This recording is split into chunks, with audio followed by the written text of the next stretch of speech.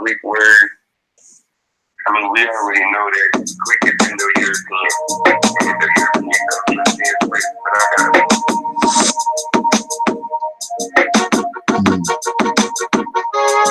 Most don't learn till it's too late. Most say that they real but they too fake. Most act minor but think they too great. Most meet fake just cause they too bait. Most don't learn till it's too late. Most say that they real but they too fake. Most act minor but think they too great. Most meet fake just cause they too bait. Welcome to Scarborough. Youths want cash without tango. Candle magic got me calling on Shango. When I strike, I'm coming from lightning angles. Wet up in your ride like dangles. Know your place. When me and the God step in the place, devils got step in their face. No matter your race, watch your speech. We defend peace with justice. Love for the God make you shit like mustard or run like custard. Too slow, so you know how it go.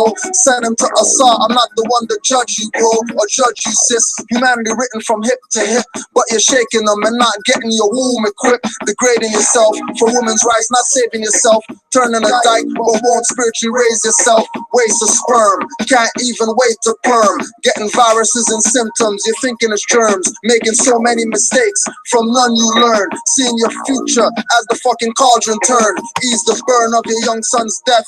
Blaming the influence, but never blaming yourself. Drive a shot, but never a crooked cop. Crip shot, but never a racist cop. Racism doesn't exist, so stop. Rex 84, King Alfred got him on the block for chopping. Nigga Mortus, abuse ain't stopping. Guns on your shirts, but your pistol's not cocking. Popping and locking, guns jammed for 10 you're locked in. Or eternal sleep in a closed coffin. Most don't learn till it's too late. Most say that they real but they too fake. Most act minor but think they too great. Most meet fake just cause they too bait. Most don't learn till it's too late. Most say that they real but they too fake. Most act minor but think they too great. Most meet fake just cause they too bait. They got you stuck on some fakeness. We revealed this, you heard of us. Official lower self-murderers. These Moors come equipped for warfare. Tam or Kufi. These Sufi are my corp of Mufti. For all those who wanna profile and pose. See a nigga dressing or a fag made his clothes. You all alone in that gear, cousin. Gangsta hardcore thugs, you just frontin'. Cops keep them fake crews running like they supposed to. Rich like Scarface, you never come close to. I can see it, eyes tell no lies. Assalamu alaikum, selling white sugar in those bean pies. Giving dollars to Doc's lawyer who took the bar. And between you and your leader, he's being a bar. Some say I'm rude, blame Brother Dawood or Azariah. Pastor Beverly, the Messiah. David Walker, action not a talker. Sleepwalker, wake up, you're just daydreaming. Dirty Moors don't want to be God and stay heathen. I can't believe what I'm seeing. Most don't learn till it's too late. Most say that they real but they too fake. Most act minor but think they too great. Most meet fake just cause they too bait. Most don't learn till it's too late. Most say that they real but they too fake. Most act minor but think they too great. Most meet fake just cause they too bait. Rappers think they hot, niggas warm like Luke. Oops, call them dirty Moors is what we taught to do. Not the Klansmen, burning some cross for you. If he's got a speechwriter, who's the boss to you? Voting for Obama, I see he's off like you. I'll walk, don't need a boxed up Porsche like you.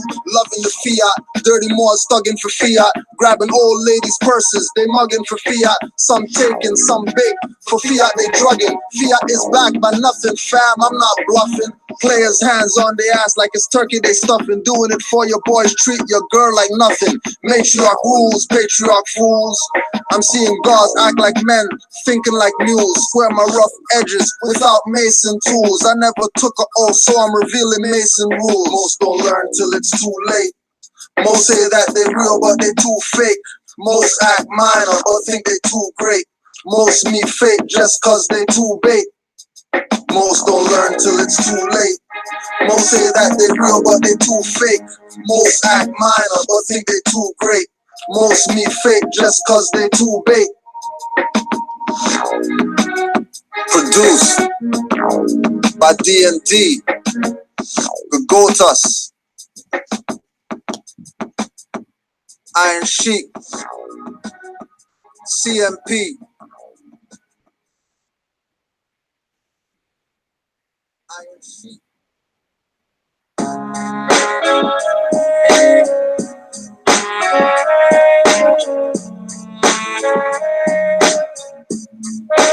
Intelligent. If he's got a gun and badge as his defense, my offense is my rights with intelligence. Colors on our nations, just a semblance. Babylon's wall will fall with intelligence. I'm back.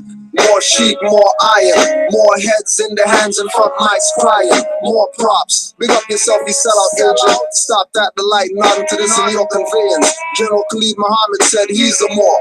Fake Nuwapian say don't put L after your fake NOI, burn a large of full bait pics. All you could do is break my bones with stones and sticks. Toronto, conscious cool town for boule clones. No entry with a felony, lectures over the phone. With intelligence, hence we don't break, we bend. Send energy back and forth in sequence, forth and back. Most don't want me on a track. I tell rappers about their tight shirts and showing ass cracks, not actions. Ignorance makes you a sinner. Get up from under and understand, conscious beginner. Become energy dinner or appetizers. Speakers beg my flow to come through the amplifiers. With no mic check, few takes through mic wires. Gas rappers, co-defendants or gas liars. If he's got a gun and badge as his defense, my offense is my rights with intelligence. Colors on our nations, just a semblance. Babylon's wall will fall with intelligence. Some call the races having us in their pens because of your ignorance and no intelligence. Colors on our nations,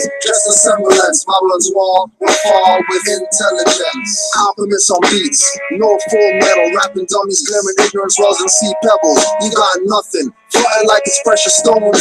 Think you got money cause they gave you a loan. In the mirror, do you see X or P Newton?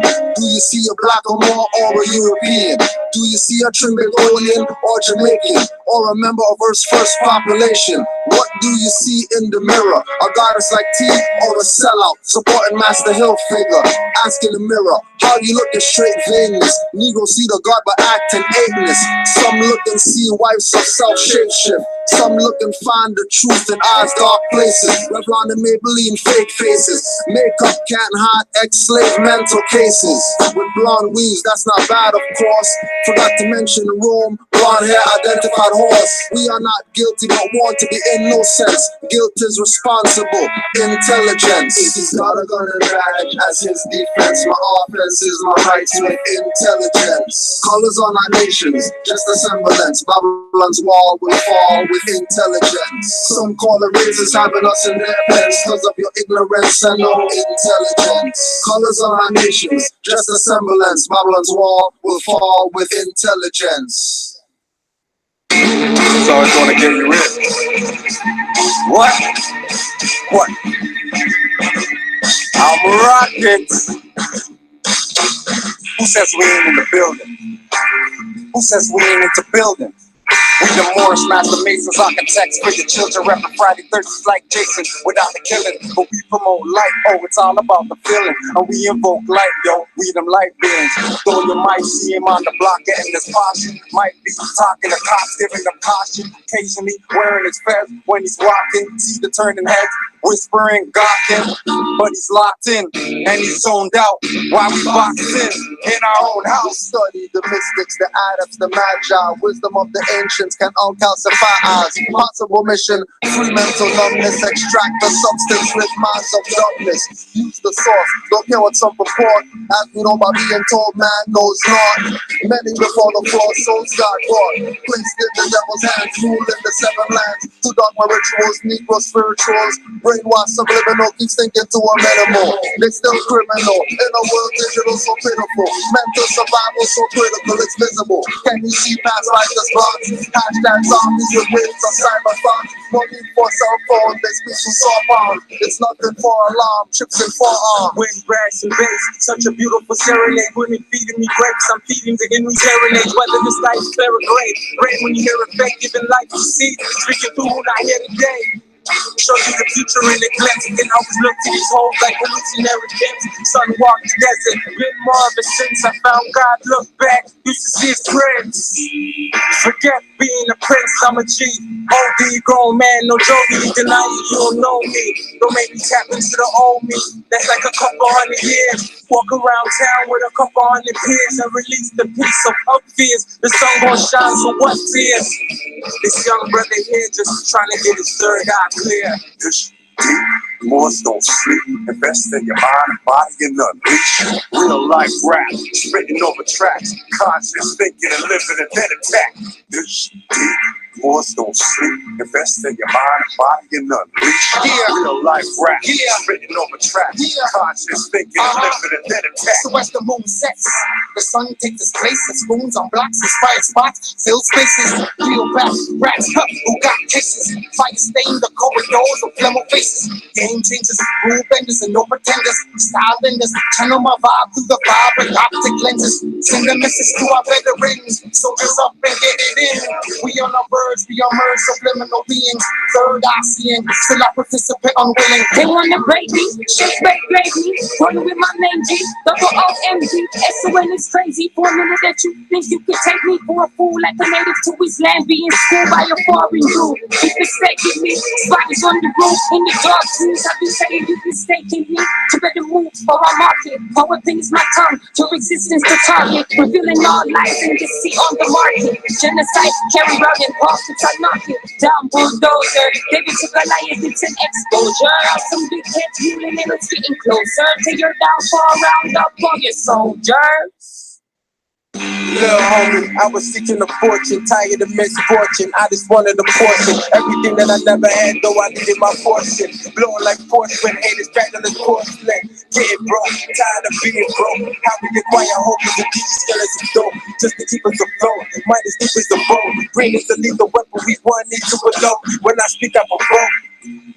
Walk in the room with my aura feeling like heavy smoke. Feel like when they let me broke. Under my Louis fitted the semi-coat. Cause then we cops and kill the boy, yeah, the joke. The cost of living, higher profit to private prison. These little girls are sunny body just to pay tuition. These little niggas sunny niggas just to build condition. It's like this thing can never end the break the intermission. I wanna free the world, but I'm one man. A couple ones like me and me one plan. I wanna free the world, but I'm one man.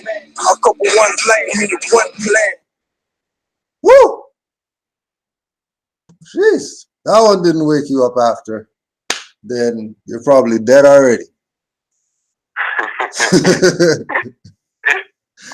Hey, brother Stanley, if you got some beats or whatever, if you got some beats or whatever, get back in it. We're out here. Islam to all the Moors. Peace and love. We're here. Oh yeah, the music, willofallah.com. Go get every CD. Stop fronting like you don't know who's the best out here. Stop. Only Moors can do it properly. Only Moors can do it properly. What's your Iron Sheep 8 now? 9? Seven. Yeah, but with the triple album, with the Wow triple album, then it's actually 10. Yeah, right. Like you say, going on 11. Great. Yeah.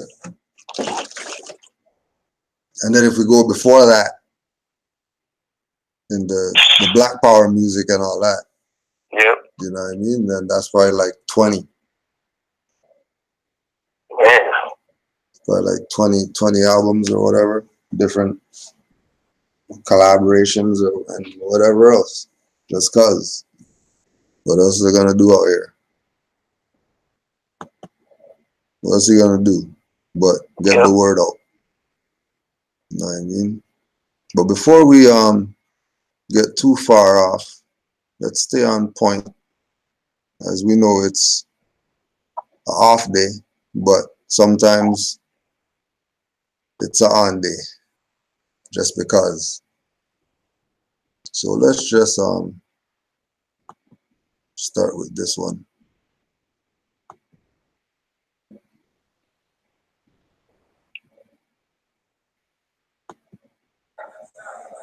his first journey, he saw some strange looking people there. They didn't come out and say, "Ho, we Indians." He was looking for a new route to India, found some people that he had never seen before, and called them Indians.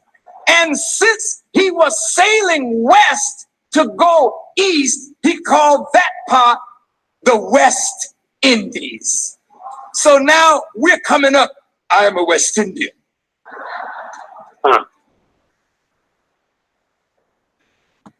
Now, think about, why is he talking like this? Like, what's the root of him talking like this? Right. From this perspective,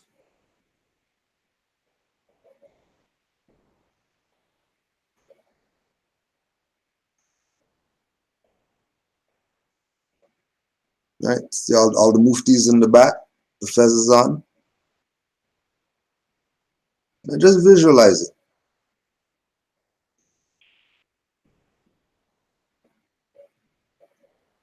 Visualize it. One of the first things I noticed too was the feathers. So that's the type of feathers right there that they got on back there. You don't really see them wearing that no more now in 2018. Back in the day, they were still wearing that. Yeah, and then before that, there was one that was a little bit more fez looking. Then before that was actually the fez.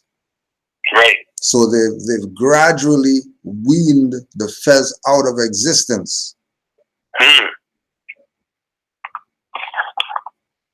Fez is non-existent in the Nation of Islam right now.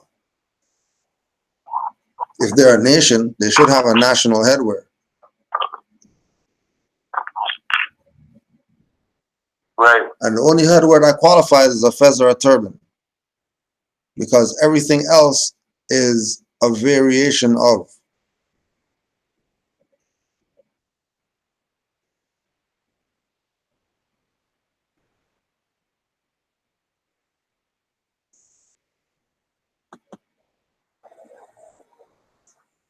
To the brothers and sisters listening in the Caribbean,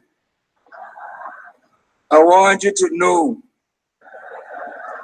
that you ain't no West Indian, you know.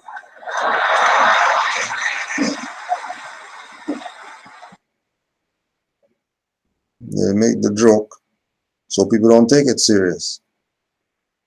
Because still today, they call themselves West Indian. So obviously, they didn't get the joke. Obviously, they didn't get the joke if he told them in a joke that they're not West Indian. You're definitely not East Indian. For sure, for sure, for sure, you're not East Indian. We know that. And the only place that there's an India is East. So there's no other Indian that you could claim. Because East is the only jurisdiction that has quote unquote Indians.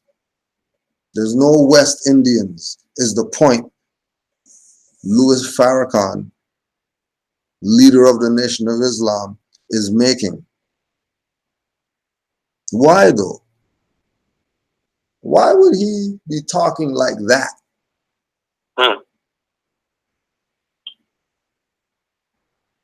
Because remember, this is not supposed to be supreme lessons or anything like that. This is supposed to be the basic stuff everybody knows already.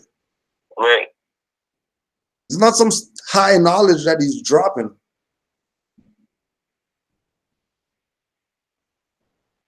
But it's the point that he's not telling you who you are. You make jokes about what you're not all day. 3 hours. Lecture's over. Never heard once who you are. Or you heard that you're a fiction. How come they don't bring out the letter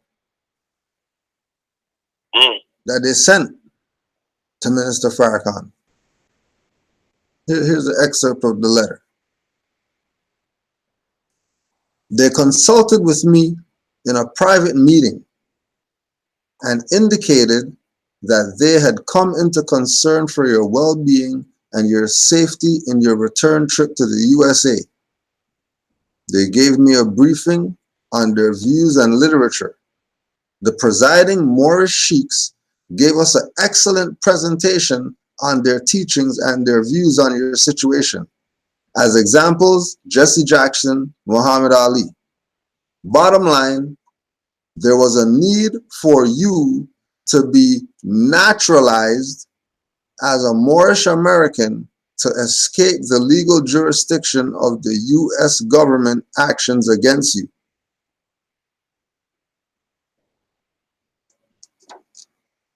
That's just an excerpt of the letter. Ooh, we can go in. I got a lot of questions about. Okay, to that Great Sheik. Islam, Did it talk about Jesse Jackson in it too? yeah. Oh, so they okay? Are they saying like Jesse knew about it in some type of way? Like he got the he is the one. He's someone who got the information too. Don't forget, Jesse and Al and all of them were on the land with Dr. York. What? They were on the land. There's pictures that might not be in circulation anymore of Jesse Jackson and Al Sharpton on the land with Dr. York. And Jesse Jackson has a fez on.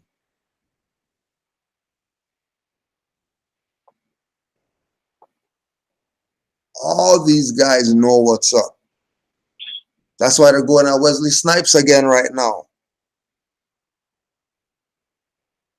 Because it's a psychological, it's a metaphysical beat down on the Moorish paradigm and anything Moorish that they could get their hands on to make an example of. Because everything they're doing, they can't do anything physical right now because the Moors are back already. They can't do anything. Everybody's dropping their dollar and all of that stuff. They can't do anything in the physical. All they can do is keep the illusion up. And the only people who fall for illusion is the Negro black color people who don't know that they're Moors. That's it. They're not realizing that this thing really is about energy, and energy is not some paper that comes out of some machine or whatever. That's the currency. That's the money. They know this. So when people present to you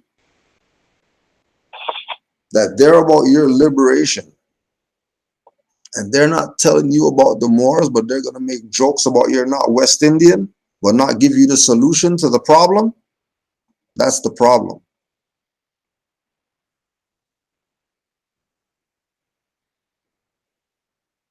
Like the infomercial guy. Right? Gives you everything, like everything to make you wanna. Oh yeah, that sounds good. That sounds real good to make you want to buy it, but it's only $9.99. Right. Not gonna give you the real deal at the end until you pay for it. And then when you pay for it, then you can get the whole because that's why only certain members in the Nation of Islam get to be called Bey and Ali. Right.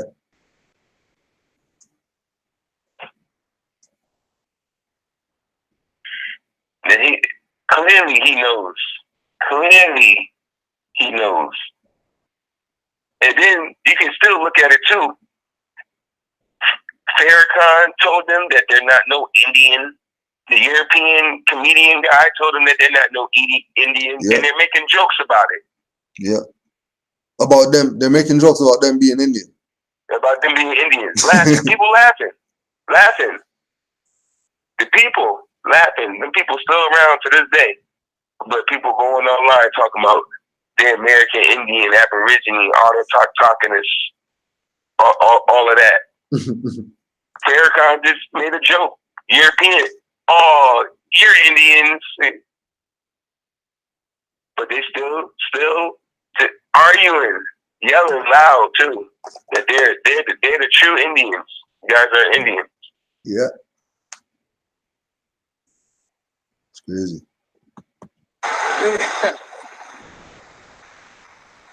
You are deeper than that. You are bigger than that. How dare you let the little island on which you live cause you to be separated from your own kith and kin. So one from Jamaica, one from Barbados, one from Trinidad, one from St. Kitts, one from Nevis, one from Barbuda, one from Tortola, one from this, one from that. And you're all arguing and fighting with each other over a term that does not apply to you. Christopher Columbus is not our origin. That's not limited to Indian, what he just said. Right? Don't get caught up that because he's talking about Indians, the term that doesn't apply to you only is Indians. No, he's supposed to tell you all the slave brands. And again, give you the alternative, which is that we're Moors. He's naturalized. He's a Moor. He's not Negro. He's not a black guy. You're that. He's not that. I told you. Nobody picked up on when Joseph X turned to Yusuf Bey. Nobody even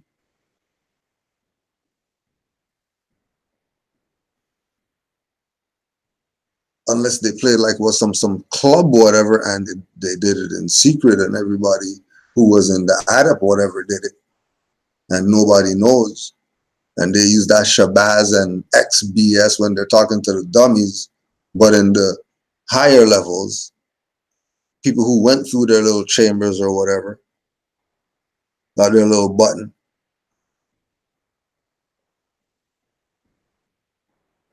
Got a letter from the founder saying that, yeah, we rep him so he can get a name and all that.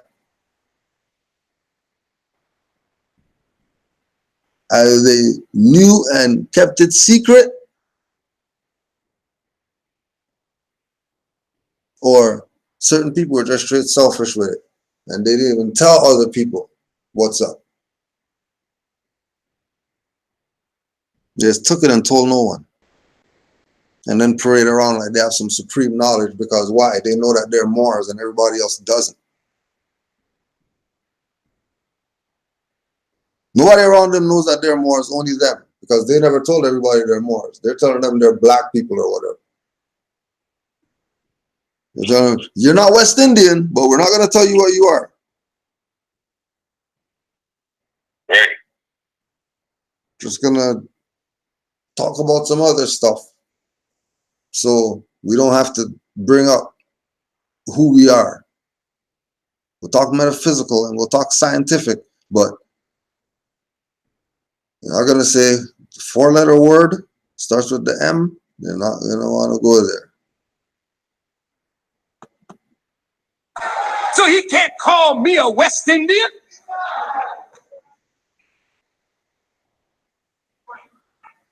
Neither is Africanus our origin. So you call yourself an African? You are not an African. You were before there was an Africa.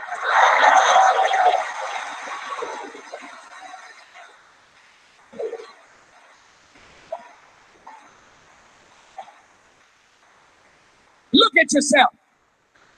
I'm an African American. Stop it!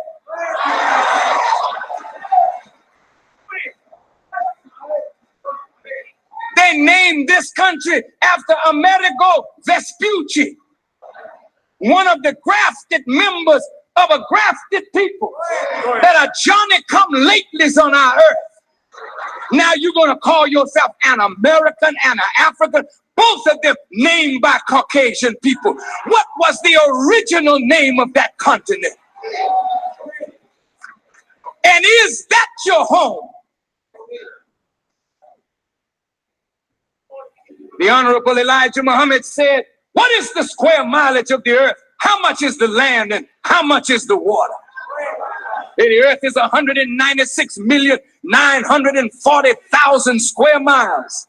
And the land is 57,255,000 square miles. And the water is 139,685,000 square miles. Don't tell me about Africa's my home.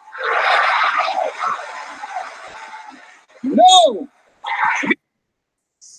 What kept Khalid unalive? He said the secret M word.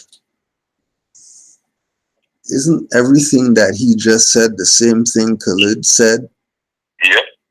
Only thing he didn't tell you that you're Moors and that he's a Moor and got sense enough to know that he's a goddamn Moor. So shut the hell up with the BS. We're Moors.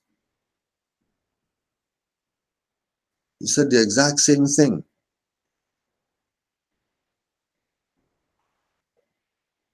The only difference, because remember, Khalid told the Nation of Gods and Earths and he asked them, because that's all the same lessons. Yep. What else proof do they want, man? He clearly said the same thing Khalid said. Khalid's going. But Khalid said he's a Moor. Exactly. And then Farrakhan's here, but he didn't say that he's a Moor. Yep. Think about it. Two people who could have been leaders of that. Two people who could have been leaders of that. Until one got played out of his birthright. Because think about it. If Khalid was the leader now, and then he said that he's Moor and all that stuff, what do you think would have happened to the NOI? You think they would have kept doing all the BS that they're doing, or they would have went back to the foundation of where they come from? But hey, like we said the other night, you can just cut the head off and the body is just gonna wither away.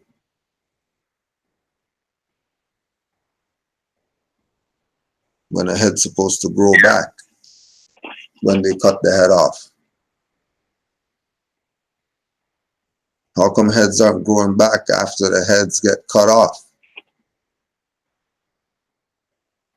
How come nobody took up the stuff after they trumped up all the BS on Dr. York L? How come they're bringing up stuff on Wesley Snipes again? You already did 3 years or whatever. What you got? And you can't worship two masters. Yeah, right? So how come you're trying to make him worship a master again?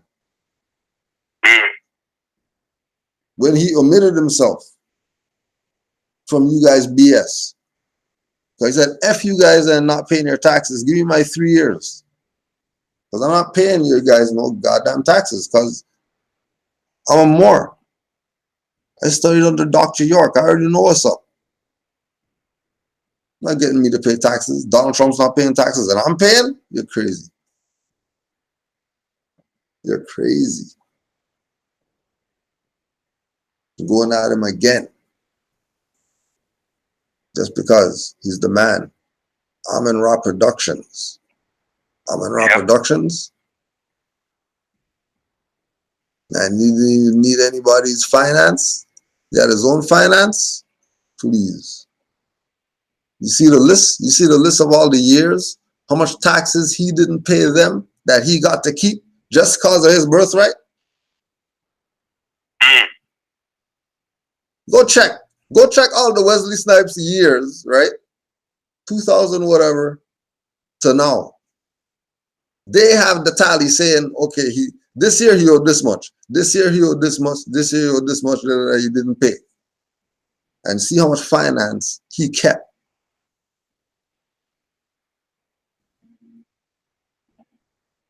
I think freaking Dr. York had all the stuff on the land and stuff like that. You think that was just him only? Serious people were behind him.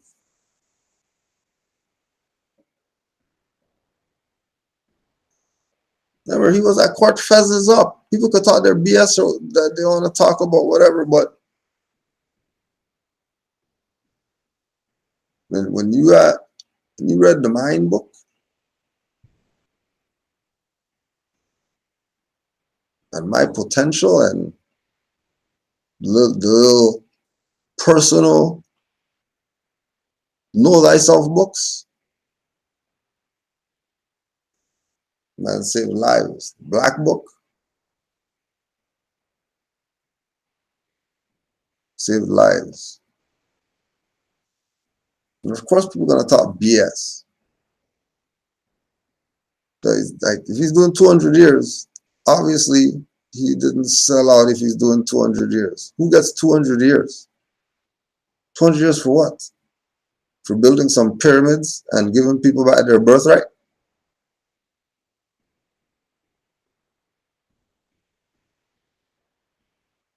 Building pyramids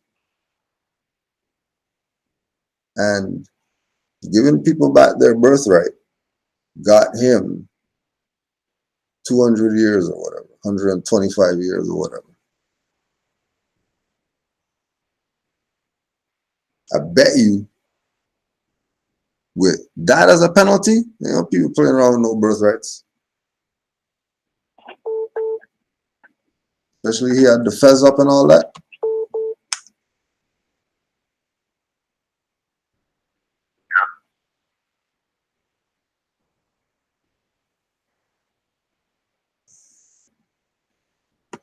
Especially because he was in there, fezzes up, red fez, not the black unk and all that.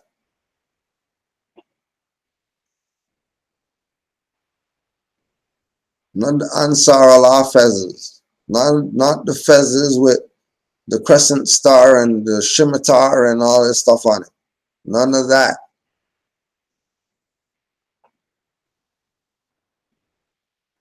Fez that Noble Drew Ali told these Moors, make sure that their fez is clean. Went in there with the clean fez. Got years. You think that's not going to stop people from saying that they're Moors? Only cowards, though, that we can't use anyways. So good for them if they don't want to be Moors. Excellent for them if they don't want to be Moors. But we couldn't use them anyways.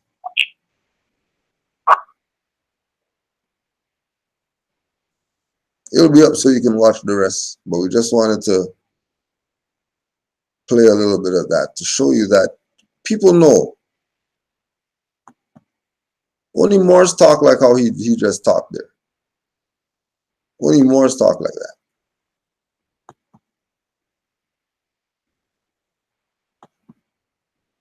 So let's do this analysis, because there was a lot that I really wanted to make a video with the inserts and all that, but it was a little personal. So we had to do it this way. So we're going to go through again and put some things on the record from our perspective, because we're part of this campaign of the what the hell are you debating, right? From out here, not dealing with anybody else, right? Before getting into more science and dealing with just doing for the community as quote unquote, melanated beings.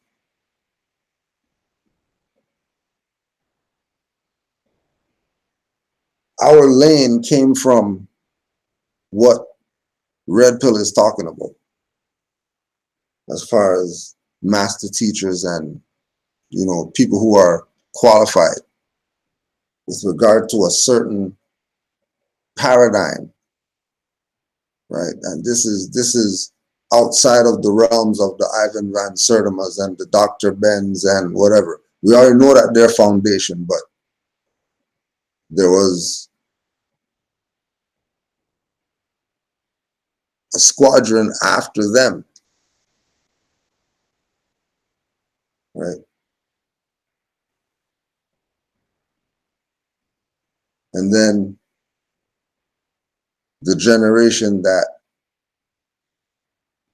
bred really open-minded thinking, right? Really embracing open-mindedness so that you're not left out. So we're gonna qualify some things with this, just to give it a little bit more emphasis. And we had our crew over there. So in the conscious community, you got your Nation of Islam, your Hebrew Israelites, your God bodies, your Kemetic niggas, your RBGs, your MSTAs, all of these groups. You understand what I'm saying? When I see that, I see power. I see economic power. I see political. I know you had something with that, Brother Yusuf. Right. But one of the things to touch on again was, you know, why, for example, I wrote the nationality book. Because having a Moorish mindset, I realized that all these things are the same thing. Yeah. You're just not calling yourself Moors. Like, why aren't you calling yourself Moors? Why are you calling yourself other stuff? But okay, fine. Out of respect for the unity, we'll yield that you don't want to be Moor. Now, there were some people on the side that were like, nah, like we're Moors, but you know, the people aren't ready for that. So we're presenting from the perspective where they're at, and I could respect that because it was coming from a sincere place, and it wasn't like, you know, Moors weren't being represented. Right. You know, like this is, you know, 06, 07, 08. Slowly getting into the Moorish knowledge. Pre-2006.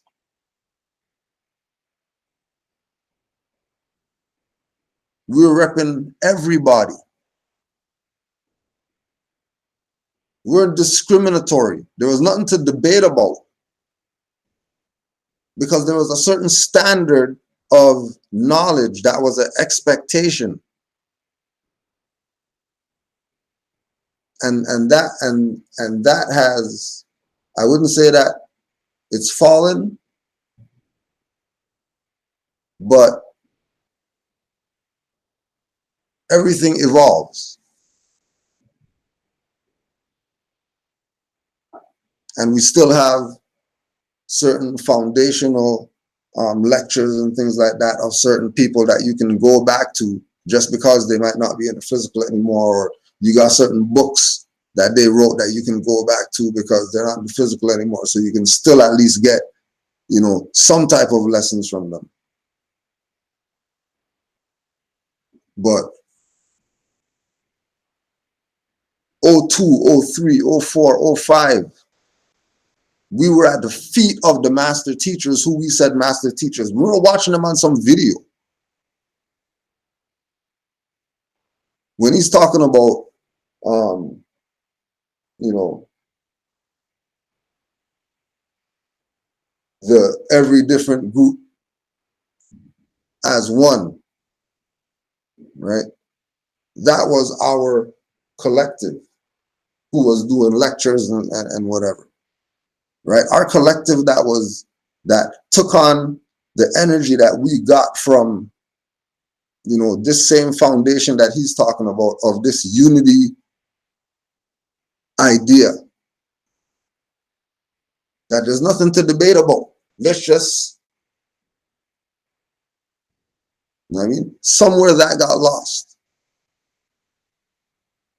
And then now there's this, you know what I mean, thing of what the hell is this? Right? But 2002 to 2005, 2006, it was all for one for all. Right? We're from that generation of knowing what the unity is. Like knowing what the unity is, like to the point where, like, you know, when we did lectures,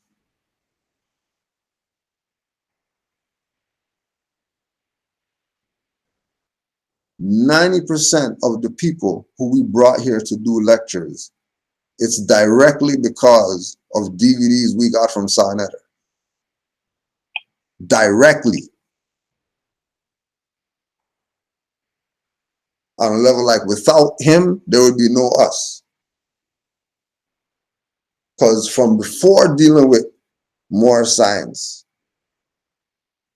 we were in this realm of being for our people, but not classifying ourselves as Moors.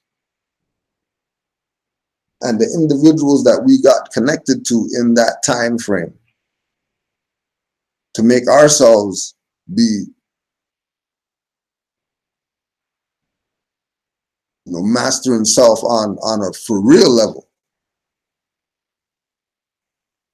You know, we were one-on-one with these people.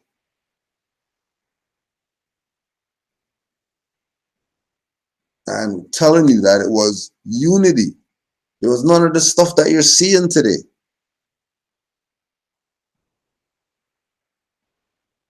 There was no Hebrew that was going at no Kemetic individual because of their belief system.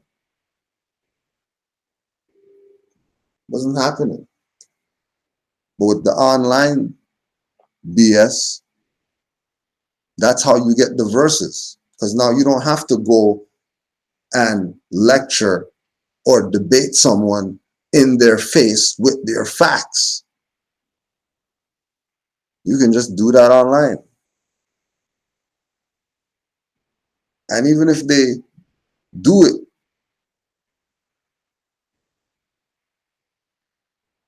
in the presence of an audience, they're going to have some PowerPoint or whatever. Not reading from any books. Why? Because the books is low. You got to lug the books there and whatever like that. You go check some Moore's lectures. You go to a Grand Street Nature lecture. Tell me about PowerPoint what? Right. Because it's about learning. It's about everywhere you step into. And you know that there's going to be someone speaking from stage, podium, mic, whatever. Always have pen and a book or paper or something to take notes. Always standard, no matter what lecture you go to. People look at us like we were crazy. Like, what do you mean you're not enjoying the lecture? What do you mean enjoy what? You know what I mean? Like, we already got the one-on-one with them. Now we're at the lecture now, and we're still taking notes. We had the one-on-one stay up all night till 5 in the morning building with certain people.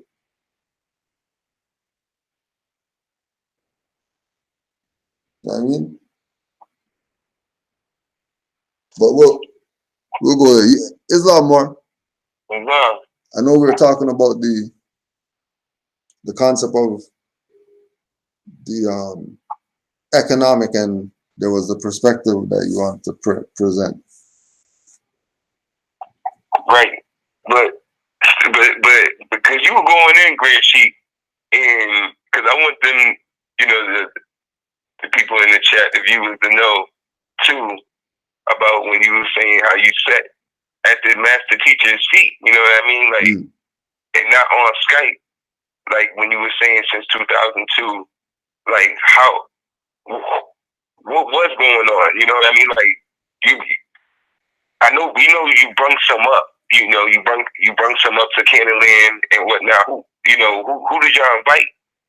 Since when did y'all invite them? You know what I mean? Like how was all of that?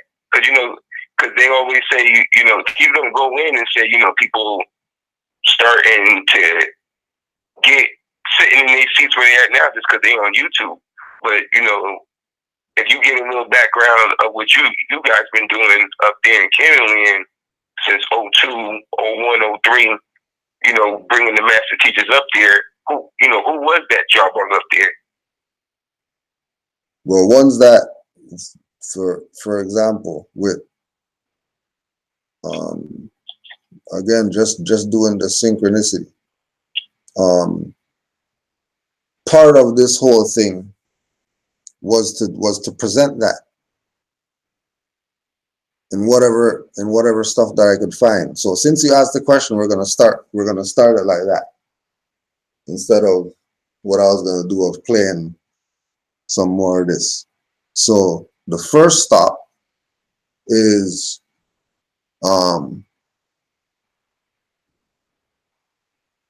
Brother Alim El Bey. Now,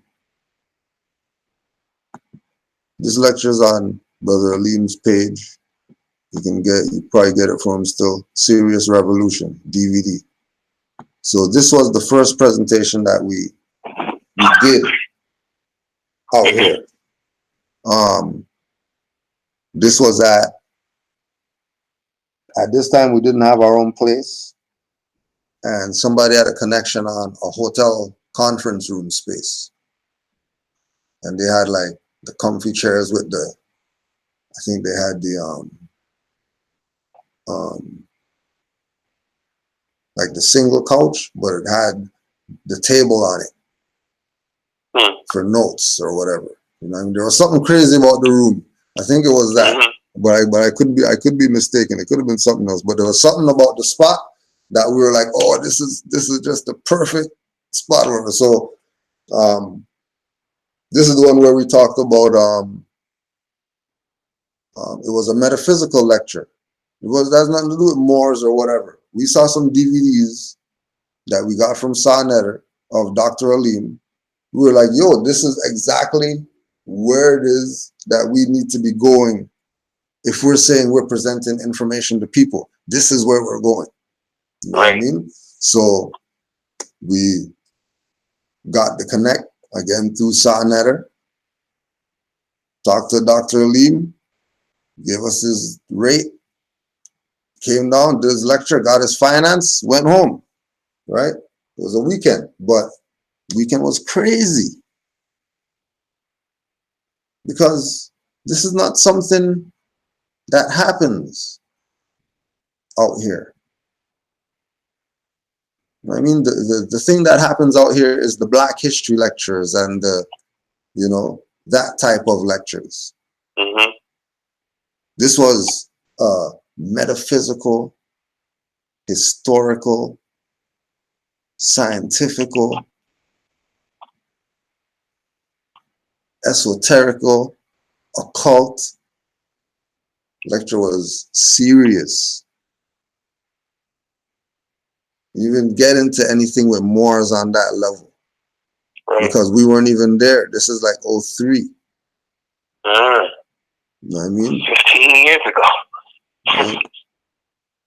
When do you upload this? 2013. Yeah, so this was before that. This wasn't even about some Moorish. This is before we even thought about temple or whatever like that. You know what I mean? We were still hard in some Rasta and all that.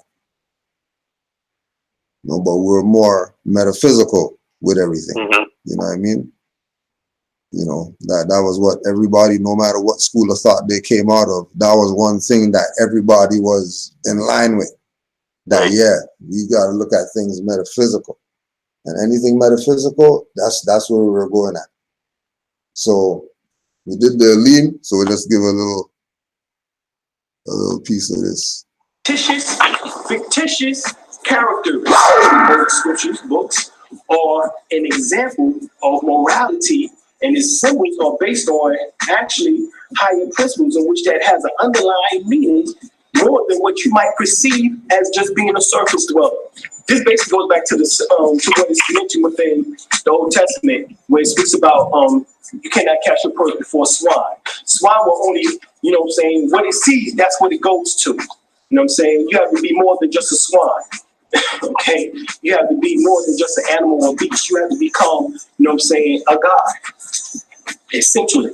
And what we mean by a god is simply that when you break down the fact that the scriptures, matter of fact, the Bible itself, in 1 Corinthians 3:16, it speaks specifically about your body being the temple of God, and that God dwells within his temple. All right? So that means that you have to master the physical body enough and discipline enough that God can come and dwell within his temple, his holy Fatiha. The word Fatiha, for those who don't know, comes from the word Pata or Ta. All right, which is also known as the 12, the pygmies as you call them. All right, their deity was Bes, B-E-S. All right, and he was the symbol of what? Protection. Right, Bes was used as the symbol of protection. When you ever see Bes, you see his tongue hanging out. You'll see that in Africa, from out of Egypt or Kemet or Tamaray, and you'll see that all the way over here in Mexico on the Olmec Mayan calendar. All right, it's all over the world. That's you see him hanging his tongue out. That symbolizes the seal of protection.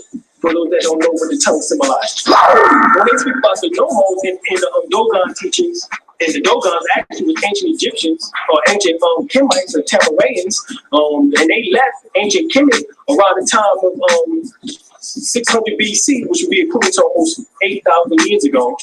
And they journeyed into what we now call Mali, all right, and situated themselves upon the Niger River, all right. Now, what happened is that they formed Timbuktu. In other words, they took the ancient mystery school teachings, and they are the ones who formed Timbuktu later on, in which we see in history. All right. Now, what's deep about this is that Canaan specifically was the God in your Bible that's supposed to be made Adam on the potter's wheel, or made him from clay. Okay, so you would actually see a ram-headed being on the walls of ancient Kemet in the temple of Seti I. All right, it was also at the temple of Abydos, and you would see a ram-headed figure. This ram-headed figure symbolizes constellational-wise or astrological-wise as Aries. Okay. Right. So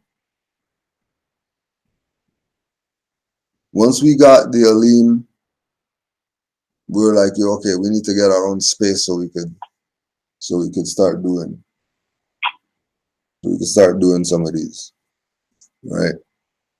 So one of the first spaces that we got was the Marcus Garvey Center. But before that, we were going around to different community centers doing, again, just presenting lectures that you probably never heard of, but you probably need to listen to. You know, one of the, we'll say, legendary ones was Dr. Boyd Graves, who's rest in peace right now, because we sure know that somebody did something to him while he's not around and what he was presenting. So that was a good one, being able to get into his mind, you know, with regard to, again, you know, we're not on any Moorish whatever, We were just some brothers and sisters that were open to any type of information that's gonna be liberating to our spirit. And you know, we were just looking for certain energy from certain people, and you know, the lecture wasn't gonna be for people. Like, we were doing those people for us. You know what I'm saying? Like, we weren't bringing people here to do lectures like as a lecture for people. We bring these people so we could sit with the elders. We could sit with the master teachers who we're seeing as, hold on a second, like this, what they're talking about, we need to sit down with them.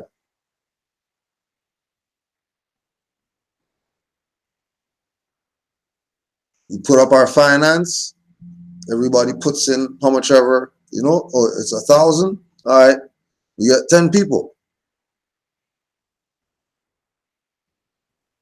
10 people split it. You're not looking to get anything but info. So put up your finance, bring your notepad, and you can get all the info you want. You could sit with you could let them sleep at your house. You could build with them all night if you want. Right. You know what I'm saying? Yeah. Like, that's what it was. You know what I'm saying? So a man said, yo, well, I like whoever, so you know what I mean? I'll put up 500, but he's gonna stay at my house or whatever.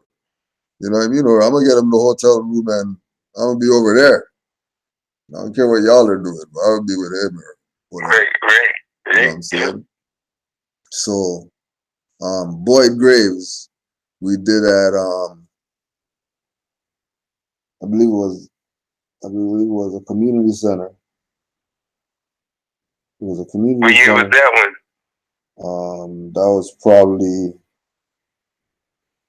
2003 or 4, probably. Oh, y'all was back to back. 2003, 4. We're at this community center. This isn't it, but this is just him doing a lecture on what he was always lecturing about.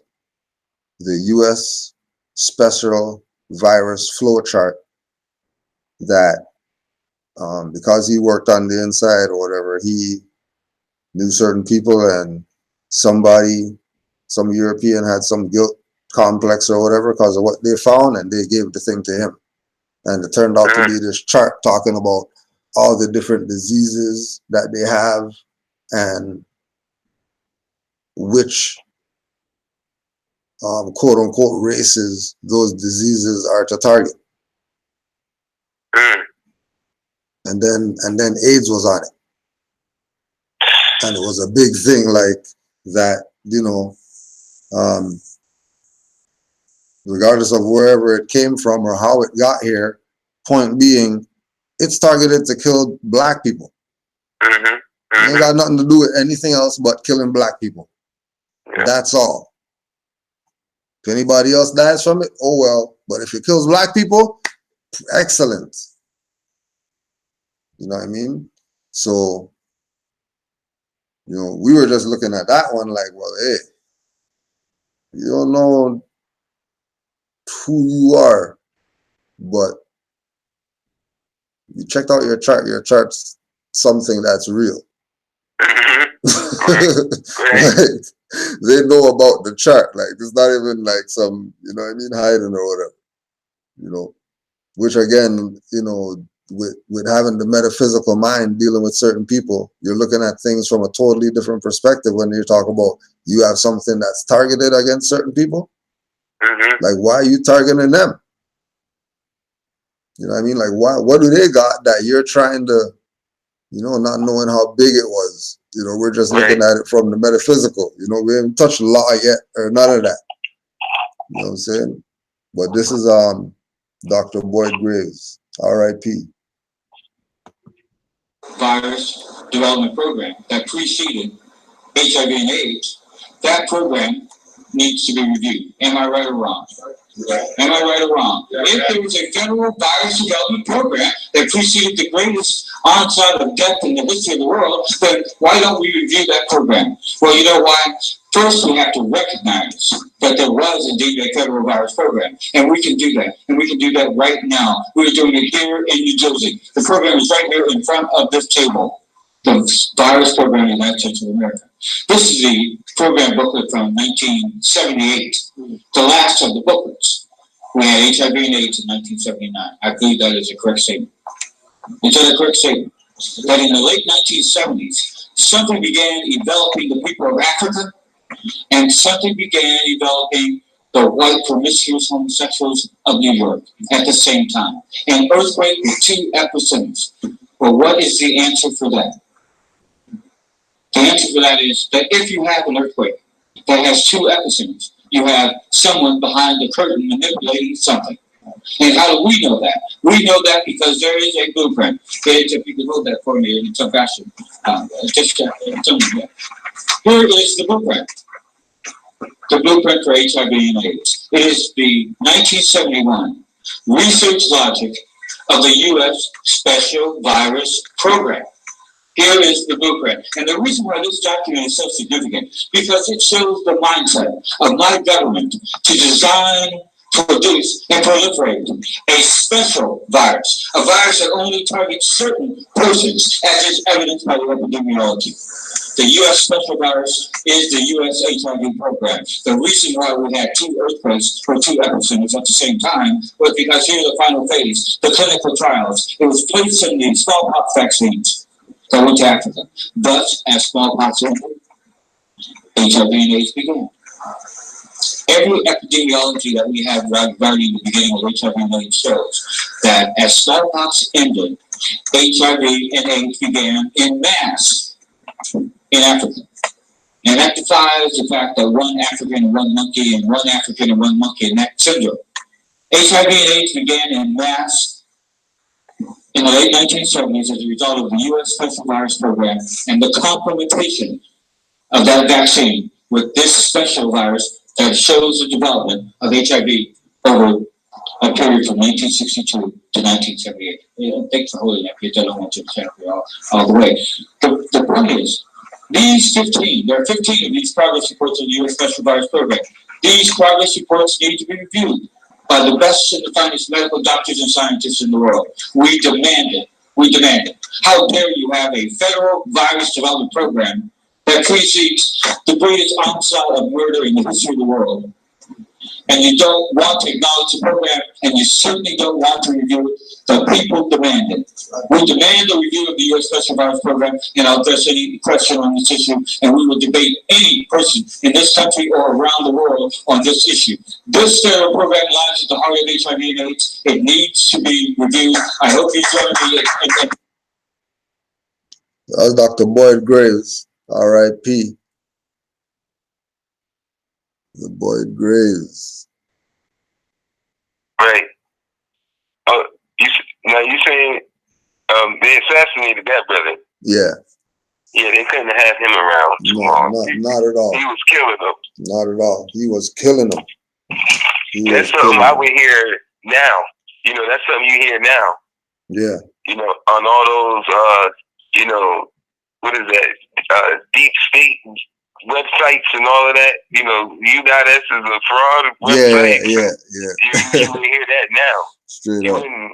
You guys were hearing that 15 years ago? Yeah. Like what? Yeah. So imagine, you know, of course, imagine where they're at now. And then remember too, all this is minus Moorish mindset yet. You know, right. We're not even there yet. You know what I mean? Like how we're looking at this right now, we weren't looking at this back then.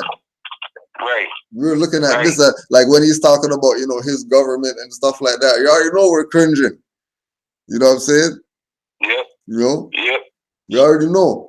Talking certain ways. You already know, okay, that's why they can do that. Because it's against the blacks. It's against the people it's the King Alfred plan.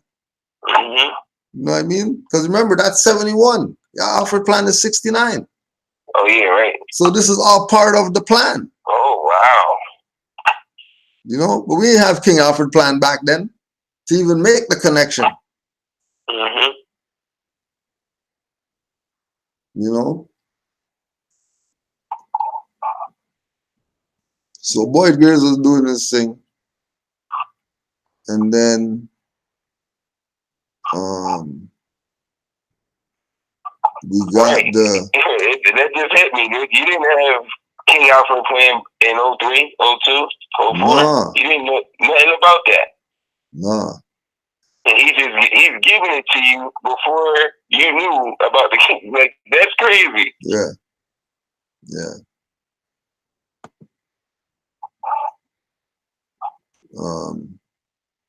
Then we got a spot. We got to spot the Marcus Garvey Center.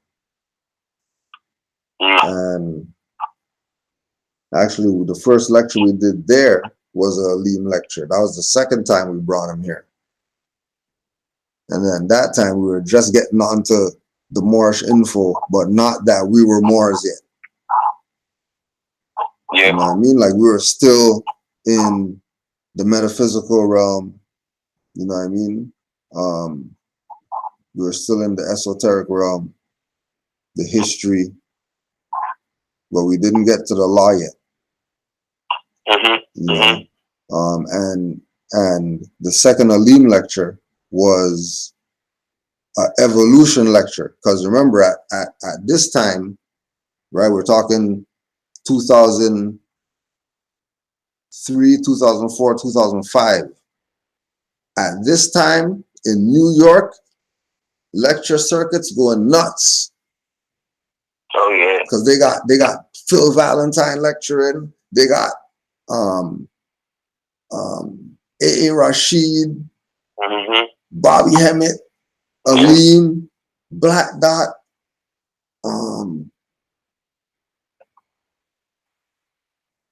Professor Griff. Yeah. You know what I mean? Like, they got different Nuwapian people talking. They got different metaphysical people.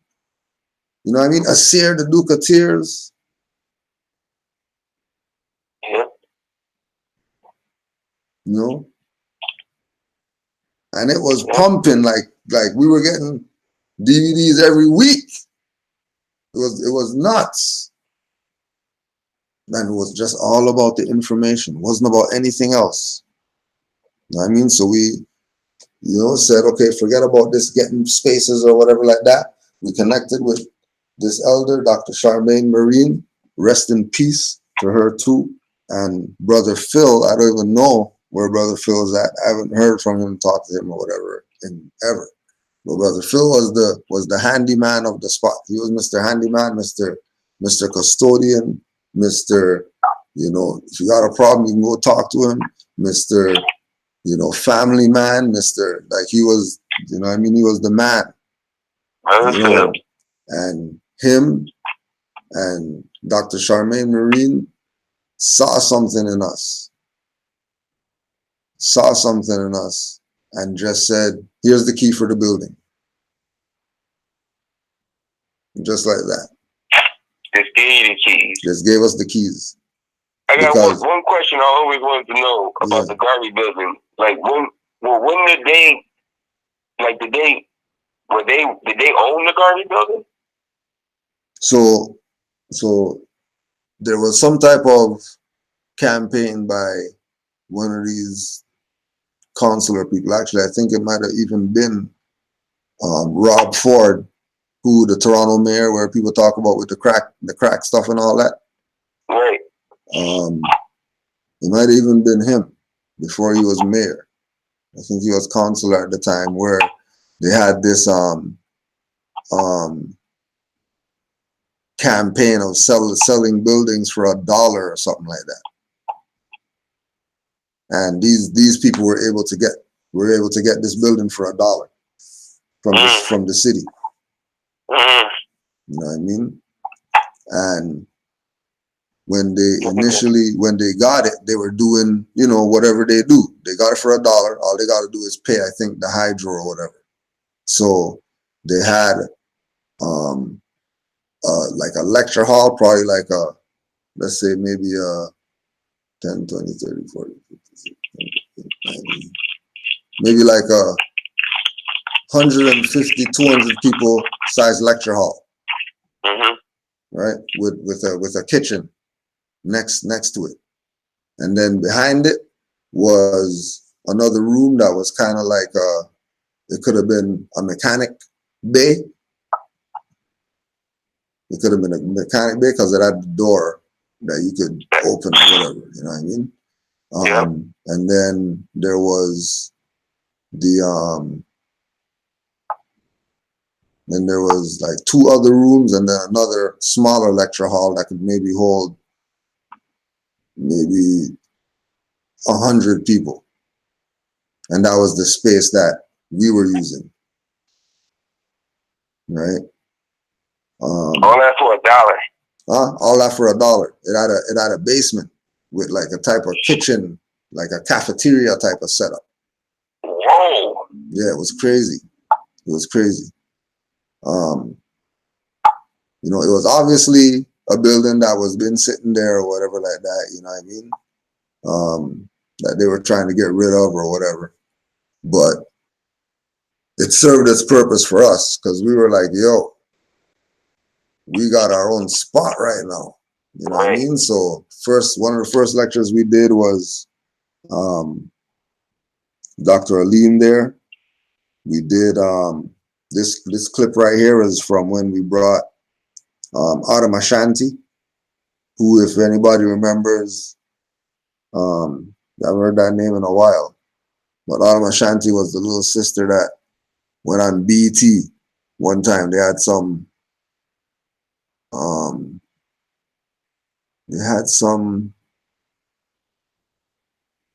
what was it called? Where they call in and then you could give money or whatever.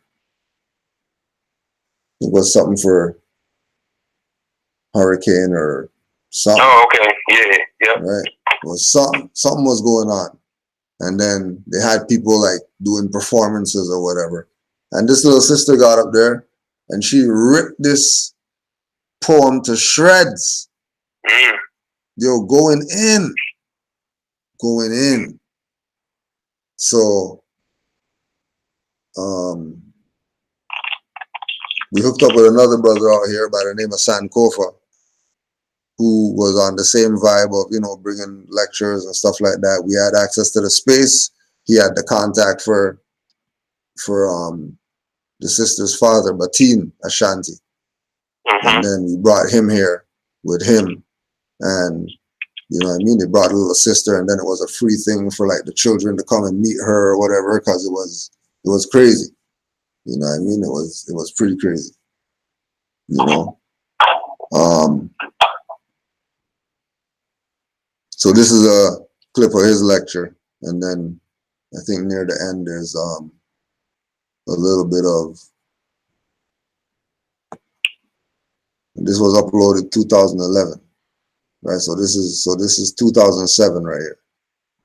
This is 2007. Father of the Millennium Award in 2007. You can look that up, you'll find it.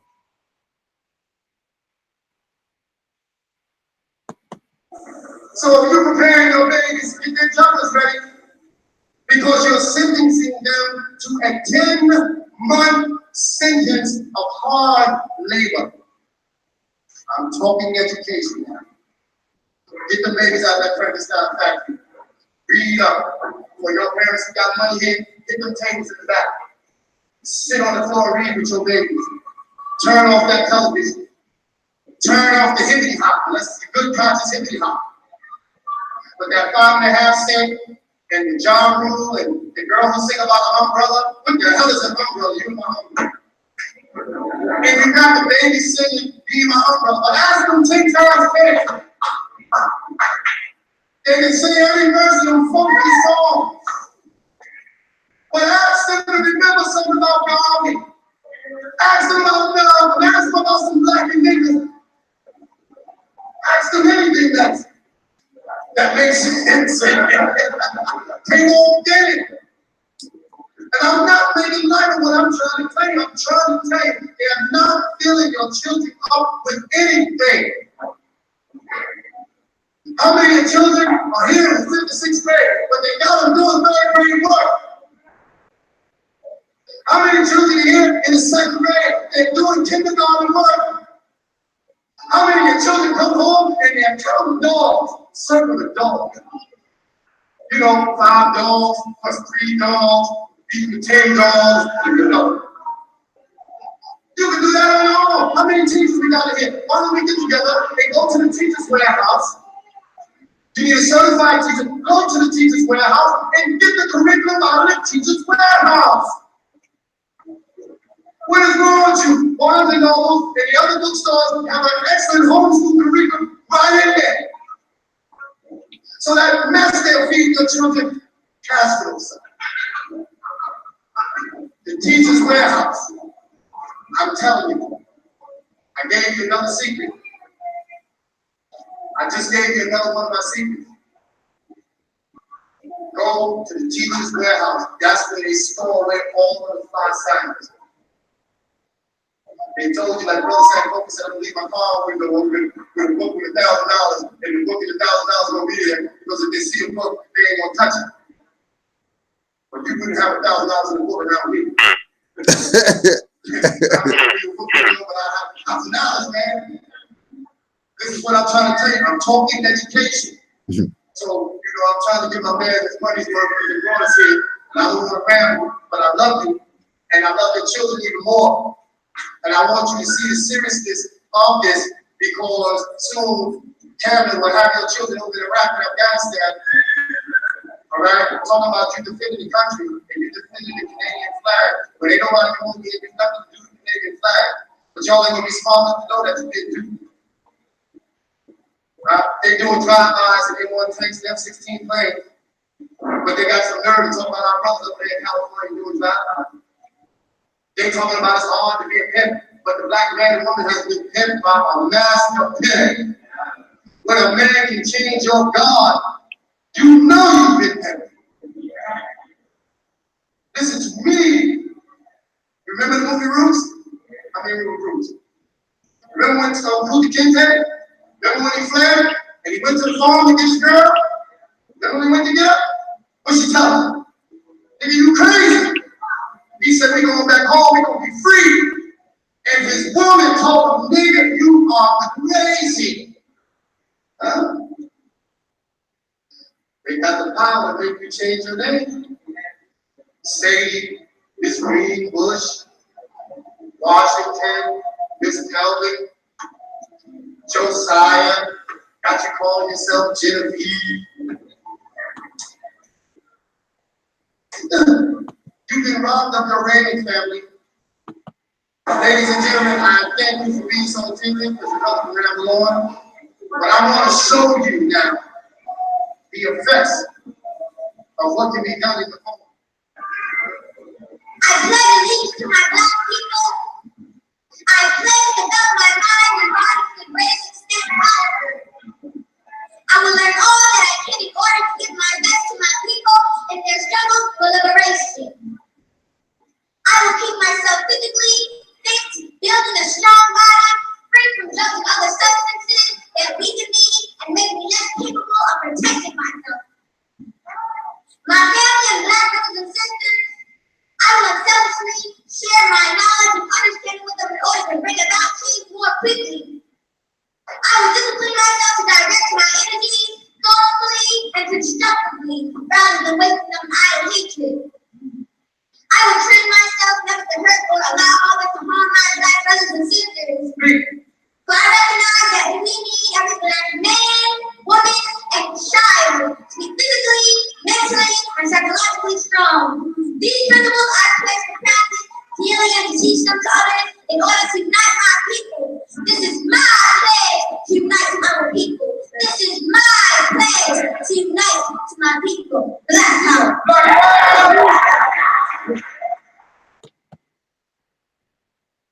Right. Going in. So another one that we brought, Brother Rudra Notorio. Again, we were in our metaphysics, we were in our occult, we weren't playing any black and back to Africa BS and none of that. We know that, you know, the term black and stuff like that is used and whatever, but, you know, we were spirit beings. We weren't even dealing with us. You know what I mean? We were all about our rituals. We were all about, you know, the dark sciences. One of our sit at the feet of the masters in the occult was Brother Rudra. Right? He was one of the ones that we brought to the Marcus Garvey Center. Again, brought him there for us. If anybody wants to, you know what I mean, be there and experience something different, blow your mind off, then come on down, pay your whatever at the door. You know what I mean? Eat some food, chill with us as we, you know what I mean, get some knowledge. So this isn't the one of the lecture, but this is the lecturer that we brought, Brother Rudra Sutnatorio. Or change or transmutation is just the same thing as you telling them taking a demon or the melanin and making it. That's why he said that Solomon had to bound up demons to get what he wanted. Meaning that he had to take the melanin and transmutate it or transform it into what he needed to transform it to get what he wanted. It's the same thing. The Solomon seal. You know what I'm saying? If you deal with the Solomon seal or you deal with the seal of Solomon, you deal with the Goetian. You deal with cells, you deal with Osiris or Sar, the whole thing with the 33 degrees, Hiram Biff getting hit in the head. That's the black man in the Western America. We are Hiram Biff hitting the head, don't know who the fuck we are. You know what I'm saying? Whole shit. All this whole thing, this whole misconception. 144,000 chosen is some bullshit. You understand what 144,000 chosen means? You're talking, you got 72 angelic spirits, right? And you got 72 Goetia demonic spirits, right? One is light manifested, one is that which is the source. The same shit as the Kabbalah with the tree of life and the 72. We have the same thing with the tarot cards and 72 cards. What it really means is this: 72 and 72 is 144. Where you get 144,000? Because every time each entity represents a legion. A legion means 1,000. So you got 1,000. You got 144 times 1,000, which means that's a legion of energy or demons or light or melanin, meaning that you have 144,000 chosen. That's all that means. It means you have 72 spirits of God or light angelic spirits or entities or illuminated beings, and you have that which is the dark side of the moon, which is the 72 legions of what you call demons or Goetia spirits. Which are faculties in your own mind. They call it a circle with a center in the middle of the whole, which is the underworld spirits. You have the top of the world, you have the underworld spirit, you have the Kabbalah, and you have the Klippa. You have the Klippa, which is over a tree of light with 11 on this side, but you still have the 72 angles which you have to get to if you want to go through that. You have 72 names on this side, angelic. You have that 72, those are entities too. 72 and 72, 144 with the legions, with 1,000. You have 144,000 chosen. You know, you got nothing with people. You got something with transformation out. Right? Rudra Sutnatorio went in on some metaphysical, some occult. Remember, at the same time, and just as it popped up there, Dr. Delbert Blair too, can't forget him. Right, like the master teachers. So, you know, we got Rudra. We also connected with the good brother. Y'all bring Dr. Blair up there? No, we didn't get to do Dr. Blair. We didn't get to do that, no. But Islam Grand Sheik. Yeah. Cause it just hit me too, as I'm sitting here listening to how it's going on to where, you know, I already know to where you're at now or whatnot, but it just reminds me of the mysteries of the Silent Brotherhood, where Yahshua going through the add-up level degrees. Yeah. You know what I mean? Yeah. The whole thing just sets up perfect. Yeah. That's exactly what it is. Yeah. bugs me out. I'm like, wait a minute, I heard this before. Yeah, yeah, straight up. For if you look at it from that perspective of we'll say conscious community level, um,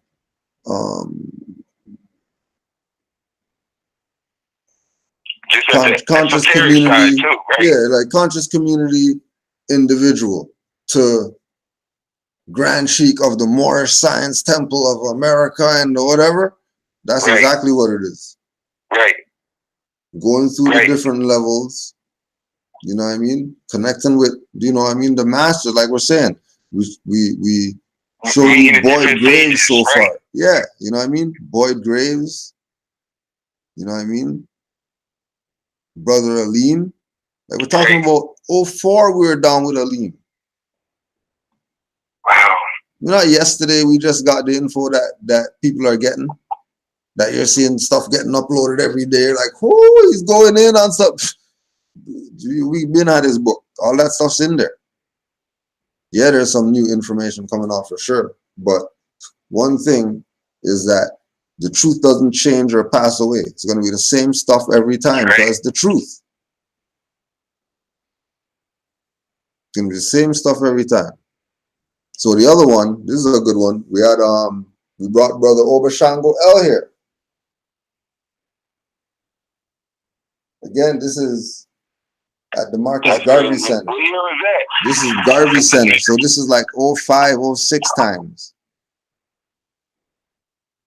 You know, because people like to bring out the master teacher now.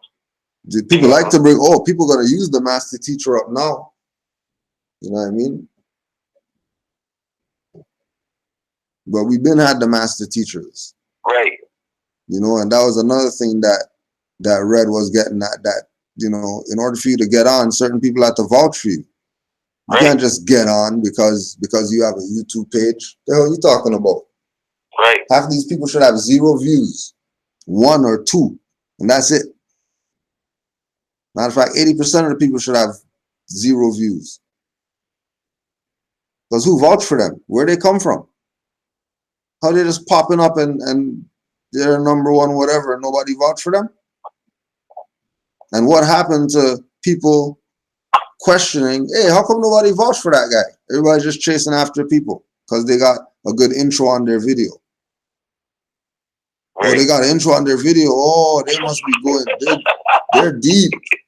They got knowledge of self because their video intro. Or their music is clear, so they have they must be doing it right or whatever. Oh yeah, they got the Moorish universe, you know Moorish galaxy, world, everything. They put that as their title. Yeah. Get them in there every time. Click on them more video. They don't got their feds on, but they doing interviews with the master teachers. Yep. Straight up. Right, so we also brought Obashango L. So again, we're talking about the occult and we're talking about rituals and all that. So we're at the hotel. We're chilling at the hotel. Real quick. Yeah. What's your level at the Moorish science right now? Not even basic. Oh, but he's Obashango L at this time though. Nah, he's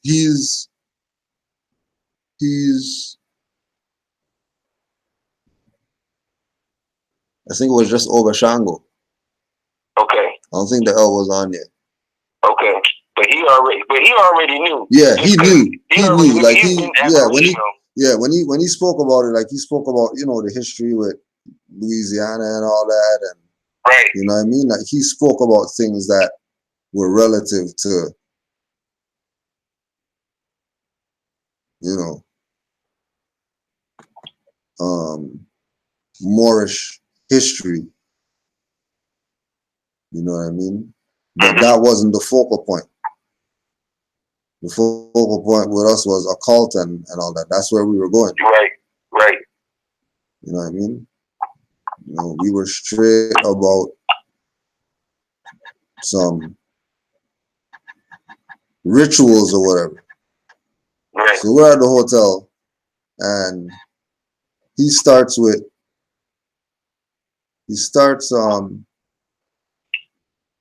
can't remember who it was. It was some entity. You know what I mean? Like with the candles and all that stuff or whatever. And then all we're hearing is knocking.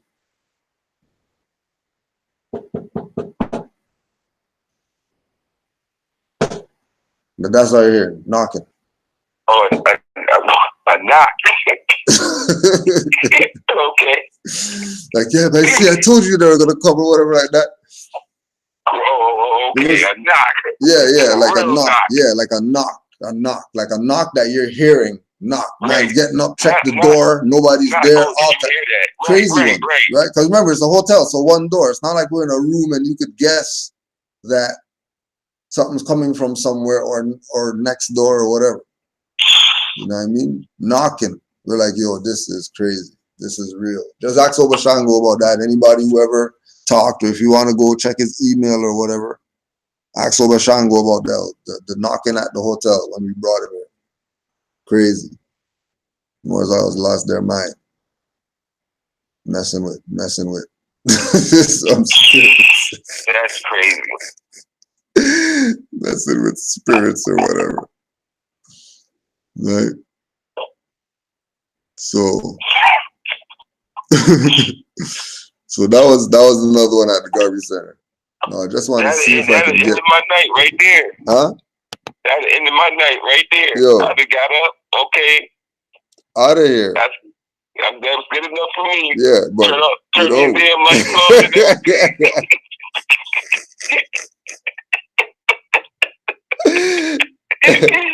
Telling you right now. Not even. At that time, 07, oh yeah, turn these lights on. I don't know what's going on in here. Straight. The last lecture we did. Oh, I forgot to give him his little. I played everybody. Forgot to give him his little piece. There are more. We want to get onto that right now. We're just two brother Obashango L. I'm here, brother. There's a lot more. I'm just gonna put the phone to the mic and let us know what's up. All right there, brother. Peace and love, everybody. Peace and blessings. Hope everybody's doing well. I'm more than happy and honored. Brother Kujo Awell has asked me to speak on the situation dealing with the flag and what's going on with it as far as the Black Power movement. Well, if we have to be honest, we're going to be honest about everything. We got to be honest about everything in its entirety, not what we choose to be honest about. A lot of the people that's dealing with this flag issue right now are uneducated in the history of it. In fact, the truth be told, they're actually uneducated in the whole history of the South. And what they're actually living under right now is what I call Reconstructionist, Vatican, and Bankers revisionist history. Let me explain to you what I mean by that. Reconstructionist, Vatican, and Banker revisionist history means that ever since the South had lost the Civil War, everything was reconstructed. How history was going to be taught from that point forward. How the power structure as far as so-called Negroes and so-called whites would interplay, as well as the economics. See, what they're not telling you is that a vast majority of these Caucasians, Albions, so-called misnomer white people, a majority of them did not come from wealthy plantations. The vast majority of them were actually on the plantation themselves. And you can tell it if you live down here in the South by just dialogue with them. Who's educated, who's very educated, who's not. Now, a lot of these misnomer so-called blacks, some of them men were also from these same working class conditions, but there are some down here in Arkansas, Louisiana, Mississippi, Texas, Tennessee, various southern states, as to where a lot of these people are actually descendants of plantation owners, and they actually have the blood of the nigger industry, being known as chattel slavery, coursing through their veins. Contrary to popular belief, there were several plantations that were owned by people that looked just like you and I, more. And not only that, when the war had come to a point where it was about to break out, a lot of people think that,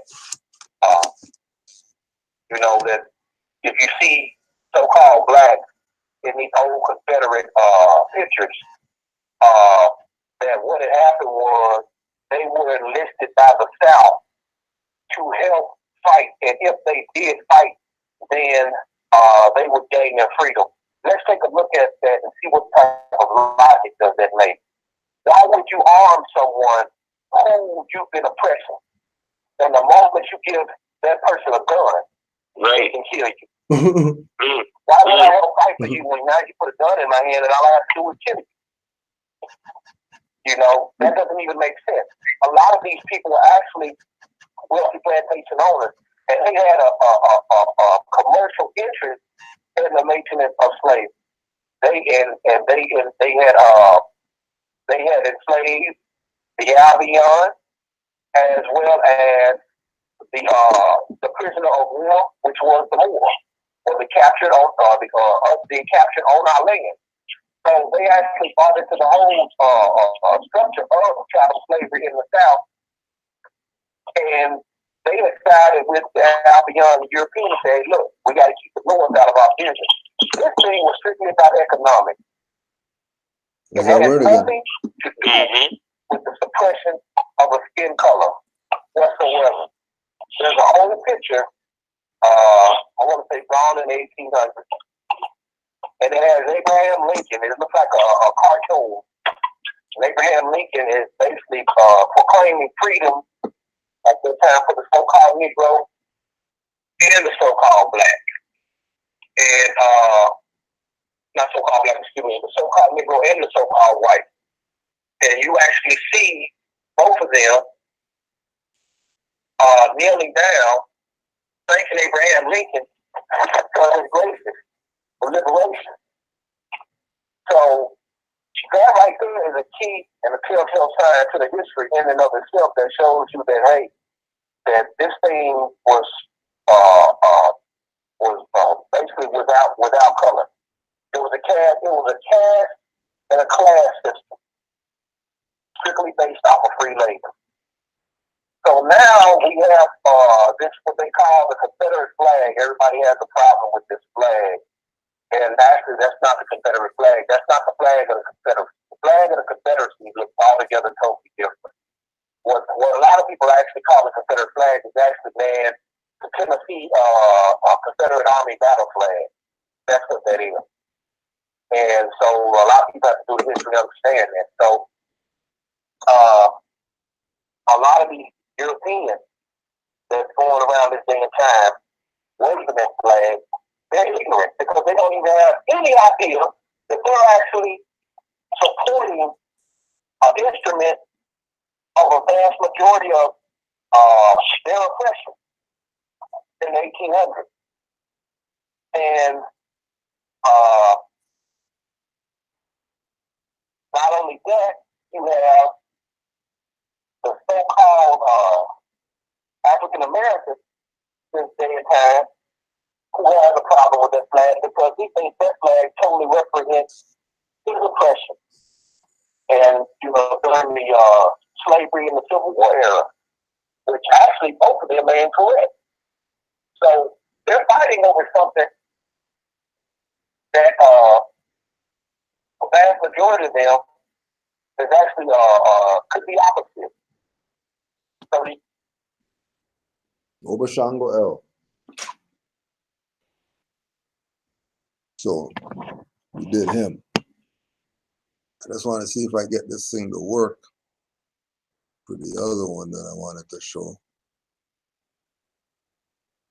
So just bear with me.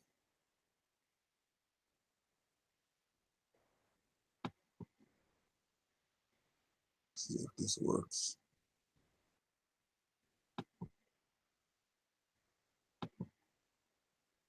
It don't work. Right.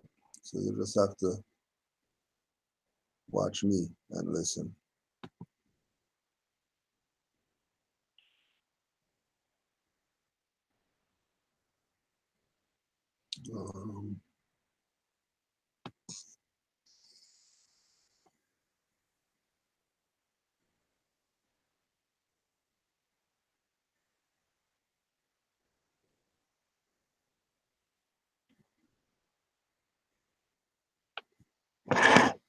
Hold on, Morris.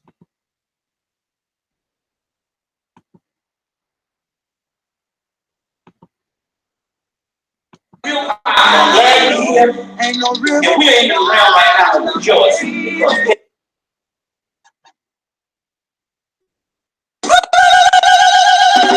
Crank up the speaker. To all my heavy hustling, struck.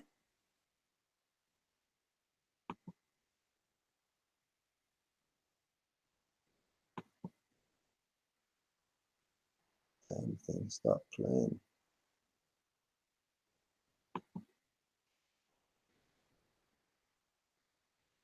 Always something.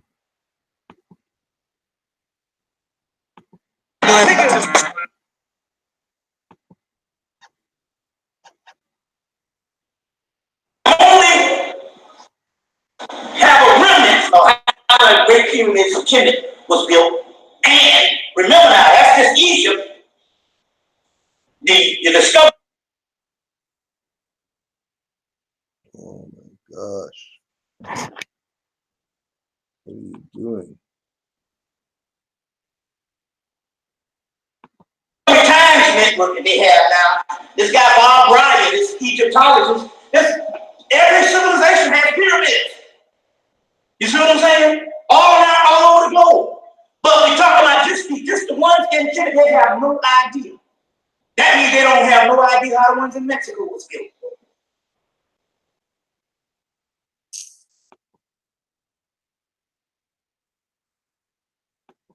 First time I'm hearing this. First time. They have no idea now. And so, like Professor A. Goddess, Peter Gabriel and Timothy Free, the Hermetica documents that one of the documents that prophecy from Kemet, and also the new book, The Last of Jesus, which talks about the literal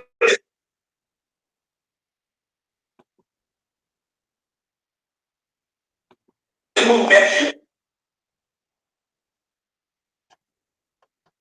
Come out from Egypt. Sheba, Archea, Mental Say, that's my mother who was made on to the realm of the gods now. Come to find out she's a high up individual. Well, this thing's playing around, but the last lecture we did before we got kicked out the Garvey Center by the Dirty Moore Garveyites. The same Dirty Moore Garveyites who got Dr. Charmaine Marine killed because they stressed her into a stroke. They started to hold us back from using the space after she got sick. So when she got sick, they took the position of we now control the reins of whether you could use the space or not. And then with them doing that, we pretty much just lost access, because when you set up a lecture and or you set up an event and you go to the location where the event is and your key doesn't work, but it worked last week when you were there. Wow. And then you're looking in the window and you're seeing people walking back and forth inside while you're pulling on the door, banging on the door, kicking the door or whatever like that. They're not opening the door. You know that it's time to sever ties. And as soon as we severed ties, maybe like 2 months later, these people lost the building. Because the quote unquote city claimed they weren't doing anything with it. These are Garveyites, mind you, by the way. Yeah. Right? So as we carried on, we were still like, well, yo, we gotta do our thing. You know what I mean? We gotta do our thing. So about 2000, probably about 2007, maybe before that, because I would have been around the time of Caribbean Resource Center. So 2000, maybe 5, 4. We had access to this place called Caribbean Resource Center. And this again was some elders that had access to a space that just liked us and said, here's the keys. Because the people who are here doing church, that's not what we wanted this for. So here's the keys, do whatever you gotta do. They had a lecture hall, kitchen, and then they had a office, whatever in the back. We turned the office into a library, and then we had the lecture hall, and then we had the kitchen, and we're doing lectures there. So one of the lectures we did there was Black Dot, Hip Hop is Dead. So we're just taking a little bit of that.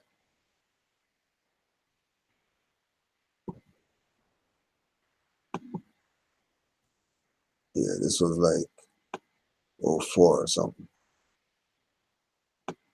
The inability of niggas to move forward, stuck, lazy, complacent, spiritually dead. So we could be functioning, but if we spiritually dead. Right, so and then as you see, as in the Alim, the background mural, that was Brother Aaron that was doing all these murals for us. And then those became the standard backdrop of all of our lectures. These 2 murals right here. That he did those murals when we used to have a flea market spot. We had a spot at a flea market where we used to just go there and we had the DVDs up, and you know, it was just we just go there and just build, you know. So right by the speakers right there is where the kitchen was, you know. At this place is where we did Black Dot, which you're watching right now. We did Queen Mother Imaku, Brother Lasana Akachi. We did Sisters Akina of the Nuwapians, and we did Professor Griff. And Y'all then, putting Griff down there? oh yeah. Oh, that's big right there. Yeah, right. And then all these are the connects because, you know, we got the DVDs from Sonetter. You know what I mean? And just watching DVDs, just pulling out stuff. Okay, we want to bring them. All right, we want to bring him. Oh, we're going to definitely bring her. Oh, we got to bring her. We got to bring, and whoever we could get contact with, call them up. If they were game, they came. If they weren't able to, then it didn't happen. But, you know what I mean?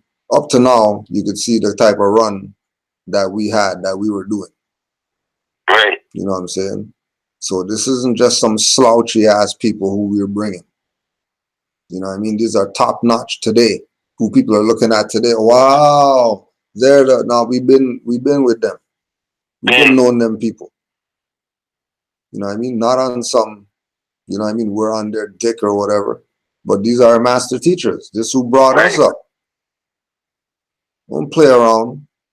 Like, because you have somebody on your channel, you're cool or whatever like that. Like, that's the master teacher who we were listening to the knocking in the room. Like, what are you talking about? What do you mean? Just because you get some phone thing that you're somebody. Just because 50,000 views on your stuff with somebody, that means that you made it or whatever. This is about the people getting info. And we're strictly always about people getting info, people getting their ITAL food. That's all it was about. People getting their info and making sure we got the vendor there who's going to cook up the ITAL whatever, ITAL soup, ITAL whatever. So people could get fat mentally and get fat physically. You know what I mean? That's just how our stuff ran. And again, we brought Dot here to the point where, you know, there's when remember when plaid shorts? Right. When plaid shorts were the joint? Yep. All right. We had Black Dot, we brought Black Dot here so we can have him vend at a cultural festival out here called Afrofest.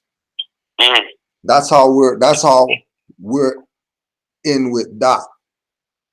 As that's our master teacher. Like Hip Hop Decoded changed us out here. We were using his book as the book. Like we would get a box of books from him or whatever. And that book would be the textbook for the program that we run, the youth program. And then they leave with the book as their pardon, whatever, for the program. Wow. You know what I mean? Because that's how heavy we looked at Hip Hop Decoded when that dropped. Hip Hop Decoded was saying everything that we wanted to say but couldn't say in a hip hop form. You know, that's how you give supreme honors to Dot. Because he formulated a lot of our thinking that we have right now as Moors. I mean, and he was one of those people that, yeah, he knows what's up. But that's just not his lane. His lane's hip hop. Right. You know what I mean? And it's not, you know, just like how we want to go somewhere and get treated proper. You know what I mean? Speaking about the getting vouched for. You know, bring it up all the time. Honors to Dot for putting me on the hip hop conference. When he did the Hip Hop Decoded conference. And then I got to perform for all these people that people today are looking at like those people are the whatever.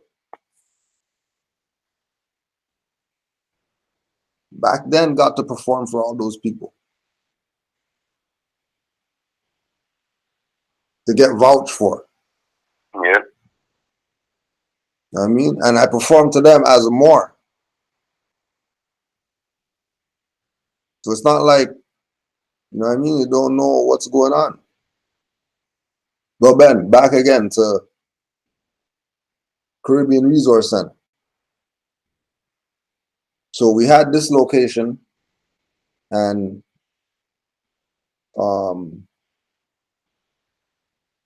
how we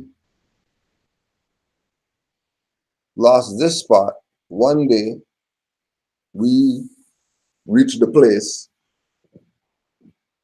We have something that's supposed to be going on that day.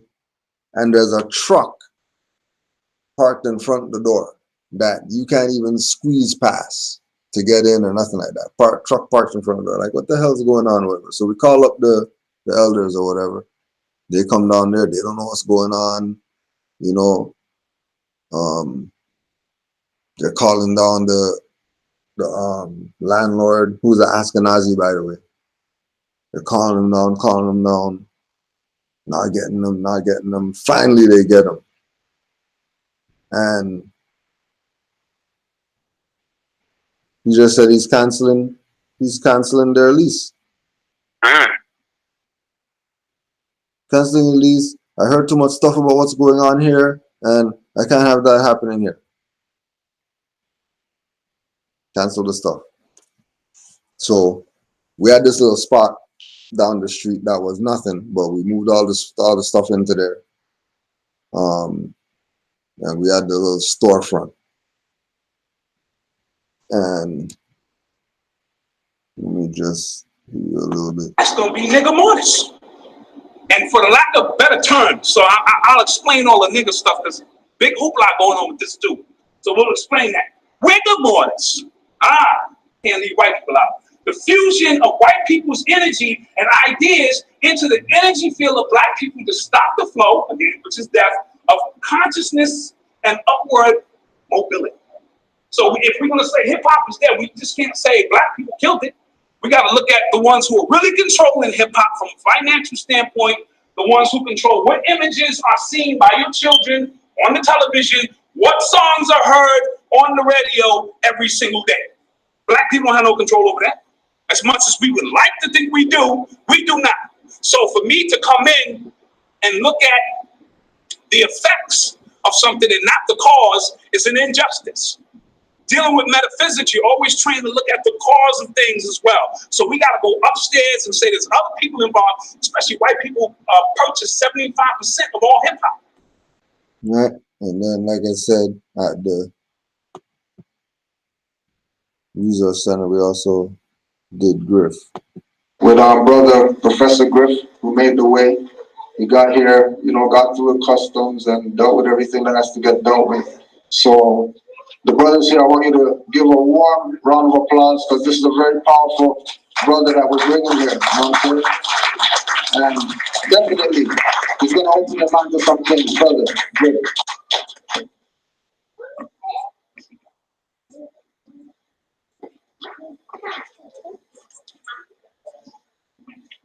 All right, while I boot this up, can everybody please stand for 1 second? Hotep. I'm gonna say that again. Hotep. You say Hotep. Peace. Alafia. Free the land. Black power. Uhuru. Assalamu alaikum. All right. Any greeting that you go by, like I said, this is not our language, so we need to take all these positive greetings, learn them and pass it on to one another, and start greeting each other with a civilized greeting. All right. This is traditionally what I like to do. The reason why I'm having you stand, simply because anytime that we get together, and I'm here at the behest of Prime, D, and the organization here that brought me out, we know and understand that there's agents among us. Am I right or wrong? That's just so you know, this is how we had it up. This is how the universe was working with us. No rent, no nothing, free spot. Just because we knew some elders who liked us. And they had this building right here. Right. Everybody that's here, don't think they're here for the cause. All right, stop looking around, because y'all don't know who they are. But the reason why the libation was poured is to invoke that spirit, to call down and have the ancestors have their spirit come among us to guide our words. But we know everybody here is not really with the cause. Am I right or wrong? So what we're going to do right now while we're standing, we're going to greet the person next to you, behind you, get their name, feel their energy, so we can weed out the enemies. All right, can we do that? All right, greet one another. Take the camera and you get everybody's faces. All right.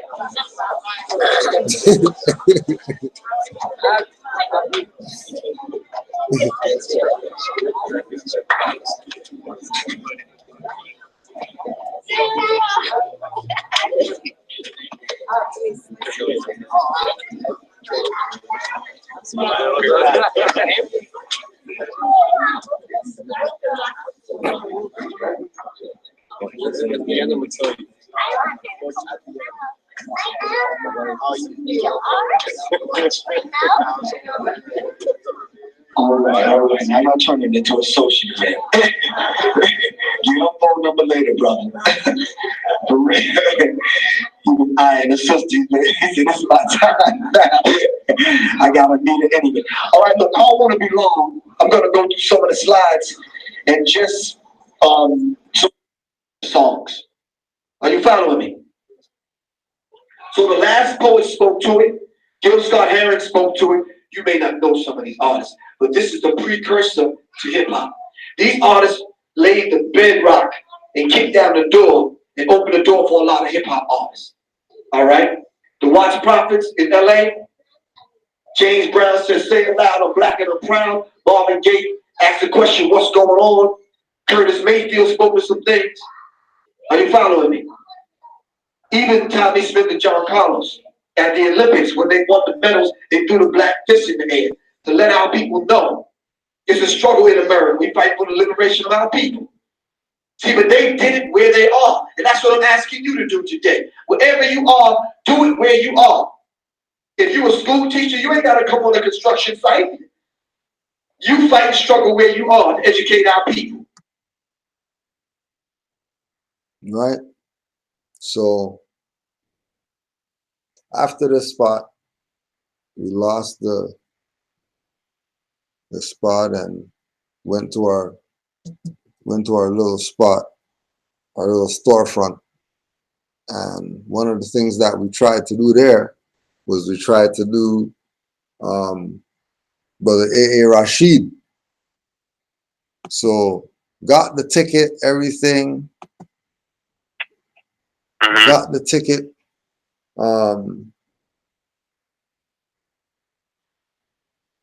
Called us. I'm on the plane. Then called us. I landed. Then called us. They put me back on the plane. What? Because he had a felony or whatever. Oh, look at that. Oh, that's crazy. That's crazy. Wow. Hold on a second. Yo, peace. Yeah, peace, God. Yo, you can talk for 2 seconds? Yeah. Okay, because I'm live right now and I'm talking about the freaking past lectures that we did. That's fine, Yo, and I just pulled up the when you went to A.A. Rashid's. Yeah, the more metaphysics. And then you called, yeah. So just quick fast. Because what I was linking you about was to get some, I couldn't remember if I got everybody who we did at Caribbean Resource Center. We did, so the first we did Aleem, and then we brought Aleem back with his Wiz Kadira. Yeah. We did Black Dot twice, then we brought Sister Sakina. We brought Bobby, the Garvey Center. Then we did A.A. Rashid, but he couldn't come across because the feds were messing with him, so we had to travel out there for him. Then we brought up Brother Rudra, and then we brought Oba King Shango. Yeah. And then we brought Brother Dave Farrell, Confessions of Dave Farrell. I forgot about Dave Farrell. Yeah, I forgot about Dave Farrell. That brother was really out in some of these folks. Yeah. And then Oba Shango was heavy as well. Yeah. Then we got Dr. Boyd Graves. Exposing the HIV shit. He was a serious lecture as well. And we brought Black a second time, I think, as well. Because Black came like 2-3 times. Yeah, about 3 times. We had the one at Galloway. And then we had the Afrofest. Yeah. And then obviously we got Umar a few times when he was, in his right mind. Right. And then, you know what I mean? And then Polite a few times also when he was in his right mind. You know what I mean? Kabahaya. Yeah, well, Dr. Kaba. More solid, consistent, Yeah. We brought him before he was even Kabahaya comedy. We brought him when he was Booker T still. Yeah, straight up. Straight up. And then he ended up coming back. You know what I mean? We brought him 3 times in total. Yeah. And then who else was there? There's a few other people. Phil Valentine. Phil Valentine. That was dope. that was at the JCA that time. Yeah. Yeah. Oh yeah, Queen of Four. Oh yeah, Queen of Four 3 times. 3 times. Yeah. Actually, just spoke to her son Ali like last week. Yeah. Yeah. So we got Queen of Four 3 times. We weren't involved in the Layla Africa at all, but like we supported. You know what I mean? Right. Oh yeah, Layla, Pukram. Dr. Jewel, yeah, we supported heavily with that. Yeah, that we was saw it. and jab, but we kind of stood the house. Yeah. You know what I mean? Like supported as the best way we could. Yeah, that was. That was about. Some folks that were missing still. Well, no, there was the next. You brought Jose from Exo Bay. Are you talking about? No. We're looking at stuff before more. Prior. Yeah. All the prior. So 2007, 8 probably. Yeah, no, that's no. Yeah. Some of those are before 2007. Like some of those are prior 2005. Yeah, 2005, 2006. Yeah, even 2004. Yeah. Yeah. It was early because Alima, I didn't even have any children. I had one. We just had Makaya. For real. Yeah. So Alima's Emmanuel's 13 now. So right. 13 years ago. Yeah. So that's crazy. All I can think of off the top of my head right now. Yeah. I know I'm missing a few folks. When Sister Sakina came, she came with Nubi. Sakina. Did a little thing as well. Yeah. Queen Mother Imaku. As we said her? Yeah, Queen Mother Imaku, Brother Lasana. Yeah. That was the heavy one. Yeah. That was the Caribbean Resource Center as well. Yeah, that's all I'm thinking. Yeah, I think that was majority. That was 99%. Yeah, that was a majority. Absolutely. Yeah. Good timing though. Good timing. Right on time, bro. No, you call me just like put the children to bed, so you had a very good time. For real. All right, guys, stay up. All right, fam. Peace and love, bro. All right, peace. Yeah. Right? So that's how crazy this is. Right? That's how crazy this is. This is so crazy that I pull up. So crazy.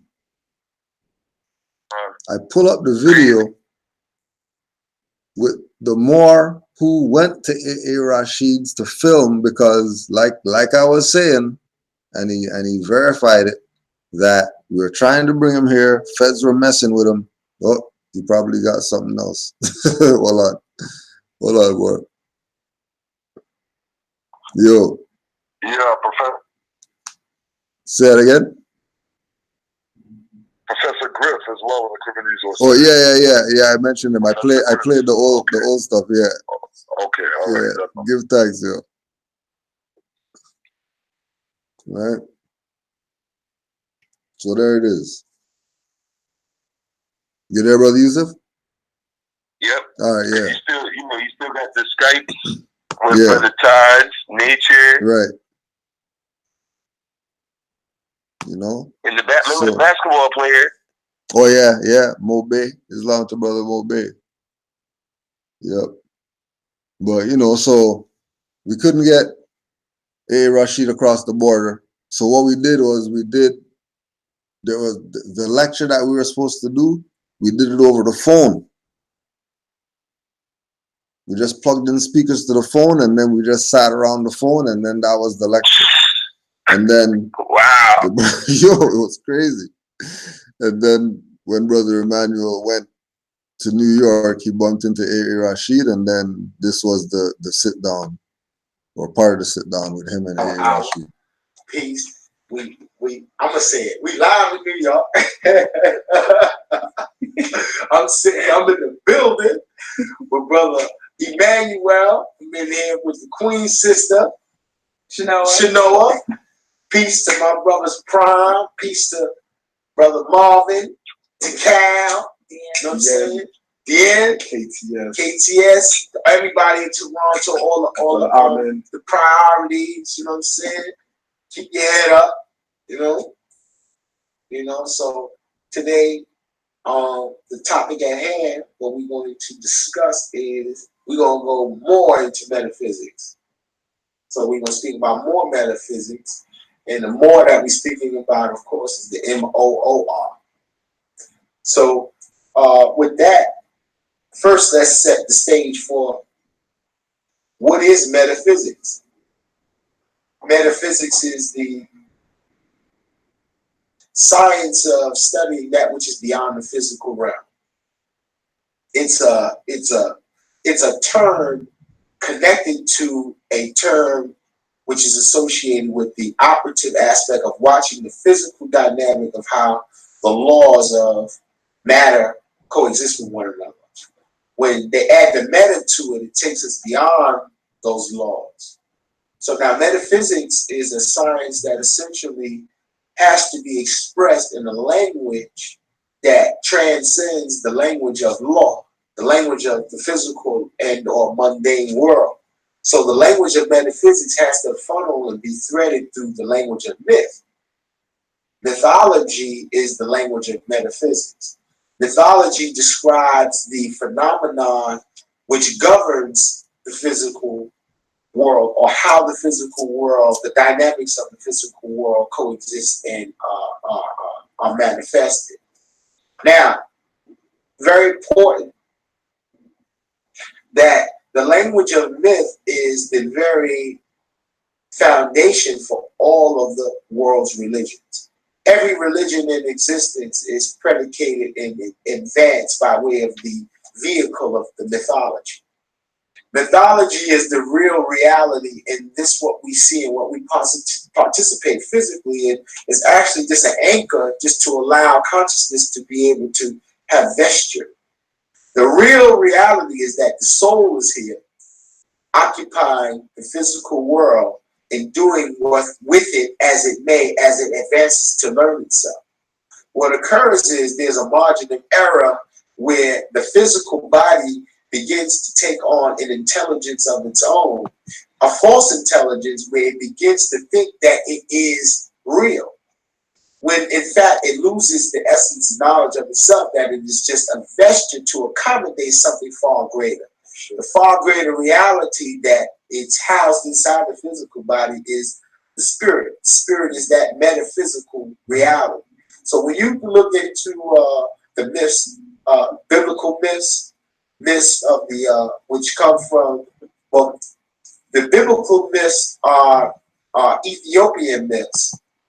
The Ethiopian myths got to become biblical myths by way of Sumer's travel into, Kushite travel into establishing civilizations in Sumer by the Tigris and Euphrates, bringing with them all the spiritual traditions and all the stories from that region, revamping them, changing the names, but keeping within the same context a strong scientific inclination towards the stars interaction with the physiological body and their dual effect on the souls. Right. So pre us dealing with the Moorish or whatever, this is where we came out of. These were our, bring our masters to us so we can learn. And we made the request and they came. And ones who couldn't be here, we went and checked them.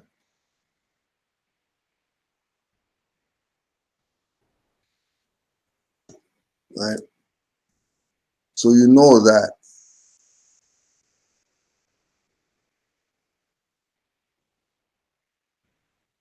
there was real life interaction with your teachers when we were getting more knowledge of stuff. It wasn't from just a book only.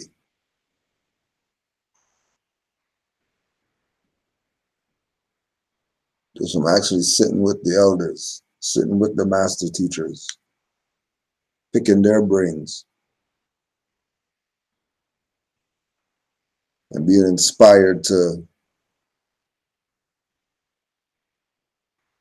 carry the torch and do the same thing that they did.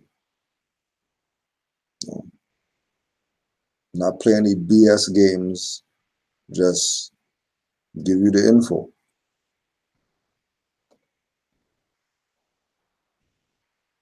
It's up to you what you want to do with it. Can't say that you weren't told though. Can't say that you weren't told. This is all more. You have anything, Dad? No, it's.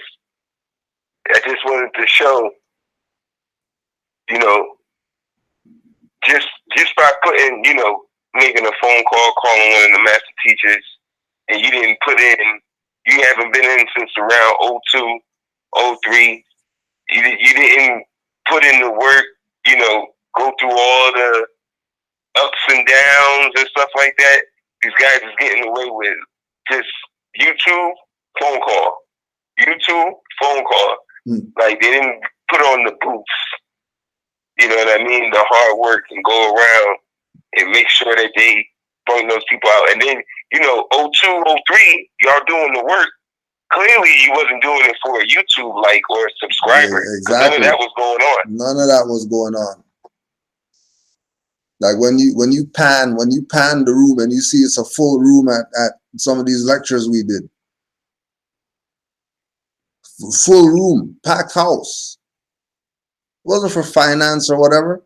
Half the times we broke even. Half the times we broke even.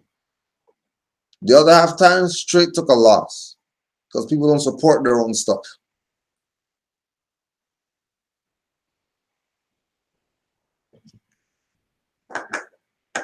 I mean, we know firsthand people don't support their own stuff.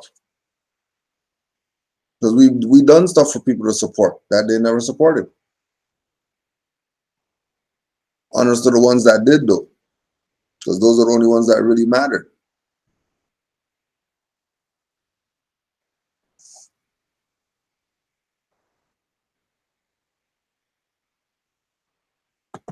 Political power, I see intellectual power. It goes back to the whole college thing, the Ivy Leagues. These are the Ivy Leagues. These are the Voltron Lions.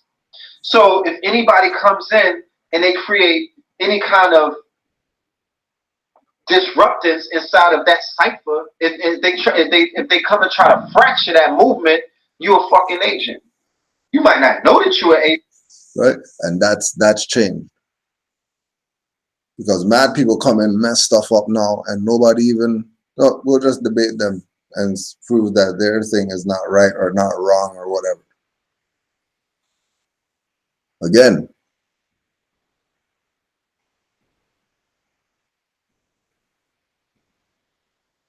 when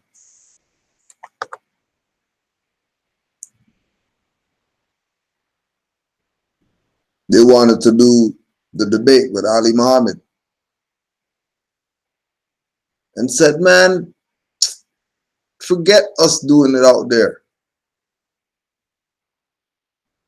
Come here, we can pack the National Black Theater. We can pack that and split the door, is what Ali Muhammad said.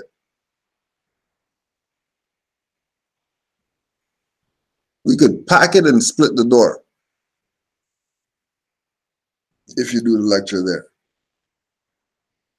And that's what I knew, that these people are really full of BS. Majority of these people with a camera, with any type of verses, or they're talking against somebody else, but they're not showing facts, they're just talking BS, more than likely, those people know each other and they're playing. More than likely. I'll almost put my head on the block.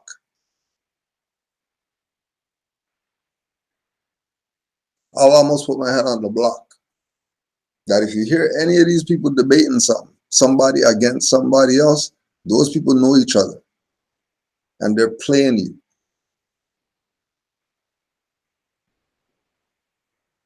Because they could care less what you get. They're getting paid from YouTube or whatever. They'll care what you do or what you think.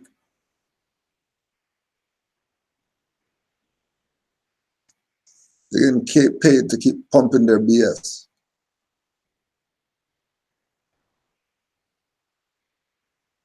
right? They're not even getting paid.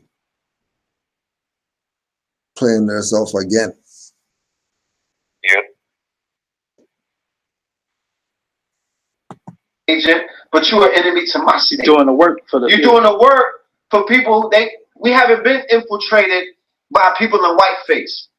You know what I'm saying? Case in point, they just showed you that the leader of all things Negro, Al Sharpton, is a fucking rat, and has been one since the '80s, since he was Chubby Al.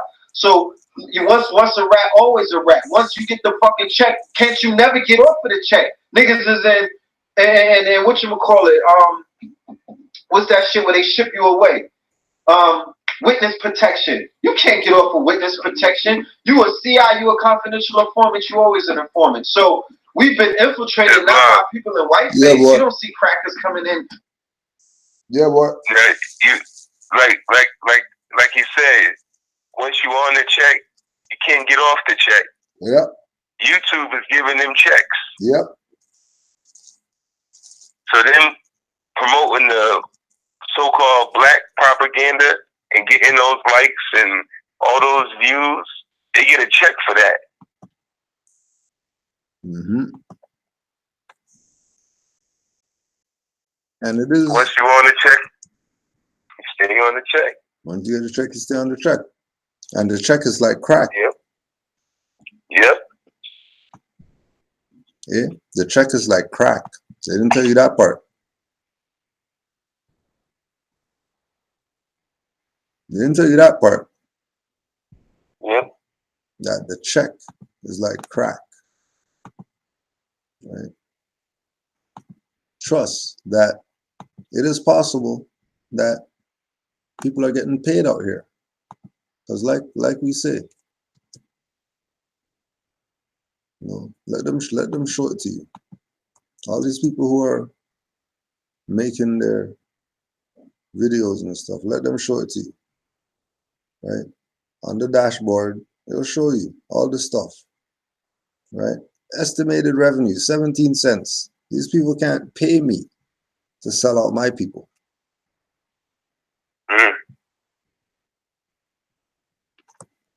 You know how long we had this page up?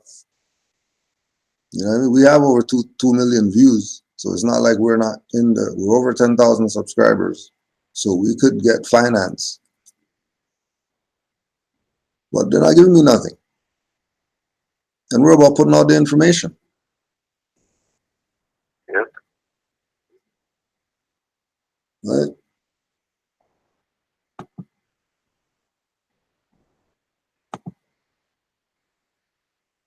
Disrupting, they sending in agents and provocateurs and whatnot. You dig what I'm saying? So the conscious community has been fractured by niggas who basically have. Right? And remember, this fractured is after what I'm telling you about when we were involved with it, bringing people here for lectures. There was no disunity for us to bring all these different people here. And they didn't come on the strength of some BS, because I still build with these people today. Everybody I can still call. I have their number. Or know somebody who can get their number.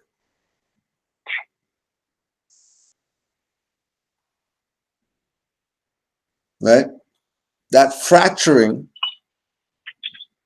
happened from people who came in that weren't vouched for, but they still let them go up there.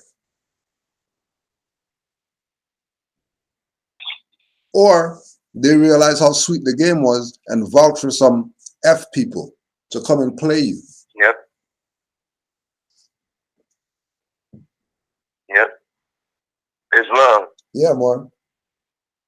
And you know, this is my humble opinion, just watching from the side too. A lot of stuff started changing when the Moors came. Like when the True de Jours Moors came around, and you know all that BS had to stop.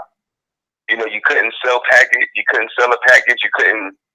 You know, it's really not about selling lectures and stuff like that. Like, yeah, it's about remedy. Yeah. You know, the Moors came in with remedy. Like, nationality is the order of the day. Once you proclaim your nationality, all that struggle and BS that they talking about, that's out the window. Yeah. So I noticed that too. Like, you know, the Moors can't get on certain channels anymore because once the Moors come, that's the remedy. Yeah. Nationality is the order of the day. But you can't have Moors on because Moors don't help make money, so-called money. Yeah. Because once you come in and you just end it, like we come in with the information that just ends it. There's no more debating. There's no more lectures to be going to, nothing like that, unless you know, metaphysics with the Dr. Alim, the science of the breath and stuff like that. Yeah. Other than that, you're not doing the slavery and all of that. The black man, nope, all of that's out the window. Yeah. All of that's gone. You can't play those games anymore. And I noticed that, you know, a lot of that with the Moors coming in, it started fading away. You know, the conscious, because a lot of people started waking up. Like, hold on, this is some BS. You know, like all I got. Why won't these guys just say that we're Moors and we can just move on from there? Like, why are we still going back to this, knowing that black puts us into a dead status? You know, we can't do anything if we're calling ourselves black because black has no standing in law. You know, everybody knows that, but they keep going. Just keep doing it. Keep doing it. They keep doing it. If I give you 5 cents, bro, it's gonna be hard. Yep. Yeah. I can't even give out the 5 cents. Yep. And another thing, Grand Sheik, I noticed too, like with they keep saying unity, right? They love the word. They love using unity, and why can't we just be unified and stuff like that? The thing is, see, okay, just because Moors we study, you know, like if you want to see, okay, in Black's Law Dictionary, the word unity don't mean what we thought it meant. You know, just on a higher level to add on to what, because I know we think lowly, you know, unity means, us people need to stay together no matter what. And law don't mean that. Straight up. Now, I'm gonna go to it. I'll go to it. Just give me 1 second.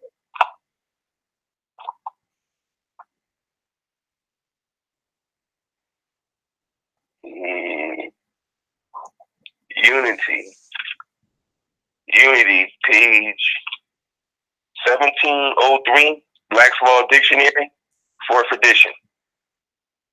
First sentence, it says, unity in the law of estates, period. So when we talking unity, we talking estate. If you don't have a nationality, we can't unify. Black has no estate. We talking unity, but you have no estate. It continues on saying the peculiar characteristics of an estate held by several in a joint tenancy and which is fourfold. Visually, unity of interest, unity of title. You guys are carrying European brand names, still going around, still calling yourself Smith, Jones, and Johnson. That's not a unity of title. Unity of title is the Bays, L's, Ali's, the Days, all Morris titles. That's unity in law.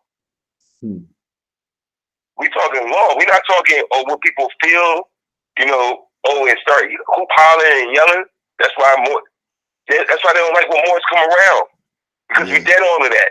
Yeah. If you don't have no nationality, we can't unify. Simple. According to the law.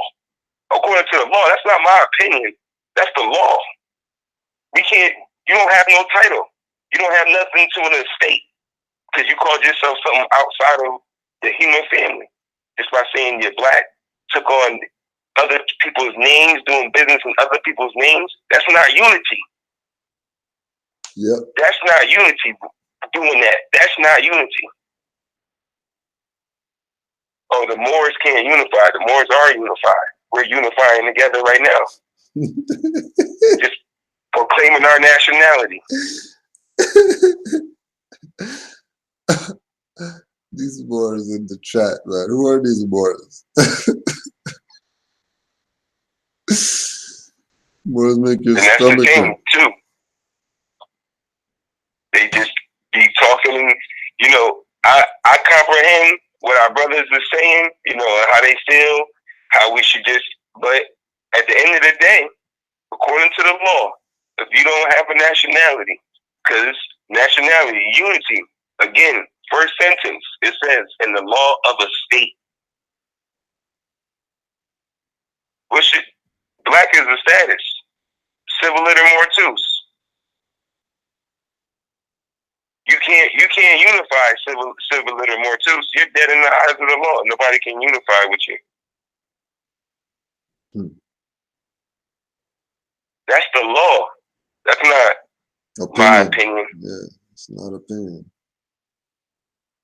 You know, and I see that a lot of the times, you know, if we study the quote unquote conscious community now, supposed to be the conscious community, but then when Moors like to bring dictionaries and stuff to the quote unquote conscious community, we get frowned upon about it. I thought we was conscious. I thought we studying. Exactly. As far as somebody asked this one in the chat. I'll let you answer first. As far as the Moorish state, who is the grand body? Who is the grand body? You want to handle that? You want to get in with that one, Gracie? Well,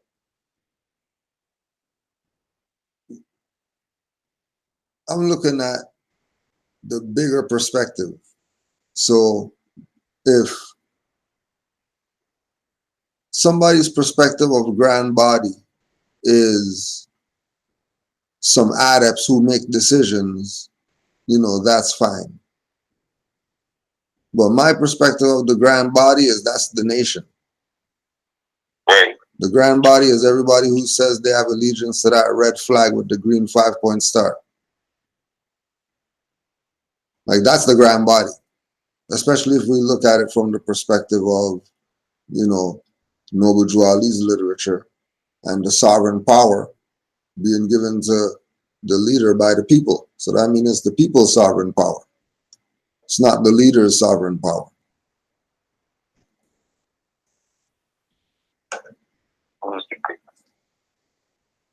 And you're the people. Mm-hmm. So the sovereignty is yours. Yeah.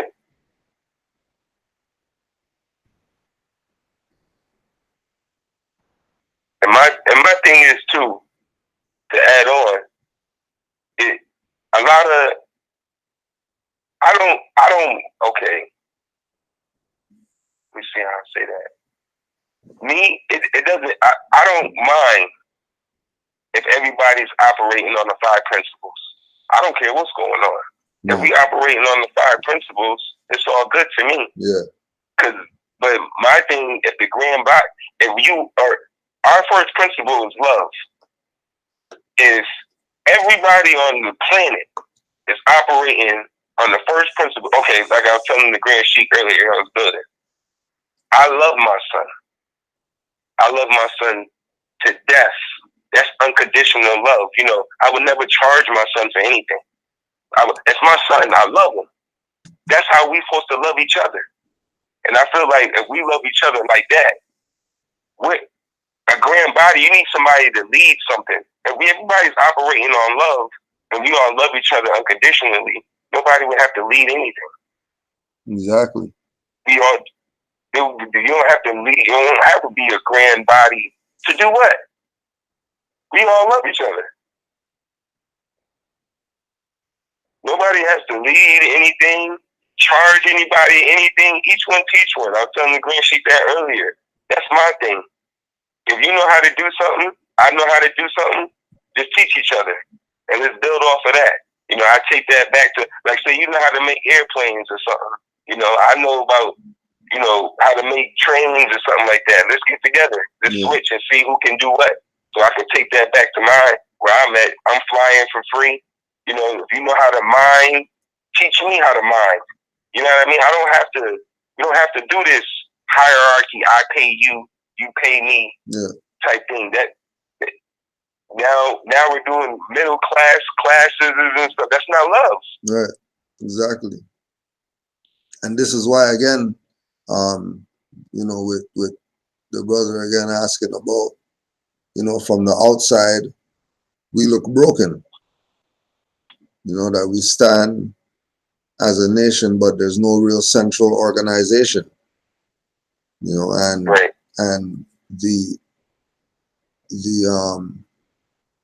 the central organization is self. Yep. The central organization is you be the best more that you know that you could be. That every time people engage you, they get the more. They don't get the crazy black guy. They don't get the angry black woman and none of that stuff.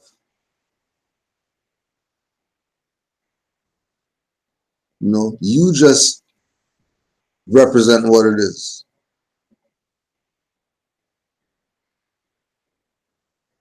Yep. Because Moors, you know, Moors do everything. Everything that we want, a Moor does it. It's just, there's just not enough Moors. Right. You know what I mean? There's more Negroes than Moors. So obviously it's going to be hard to find Moors if you're looking for them amongst Negroes, because they probably won't be there. They're probably home studying.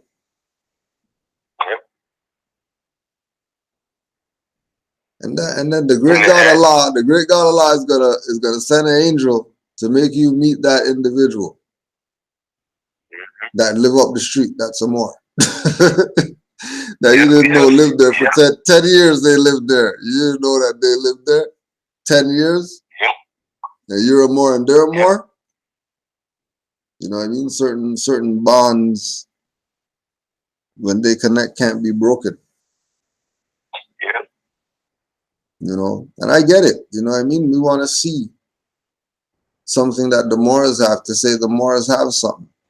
But yo, Grand Sheik Nature had a temple before we had a temple. He's still around today. Right. With a temple.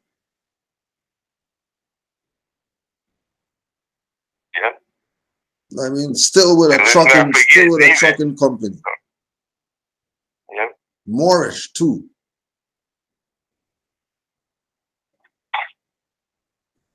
You know, there's examples. There's Moors who've done and are doing things on a serious level. You know.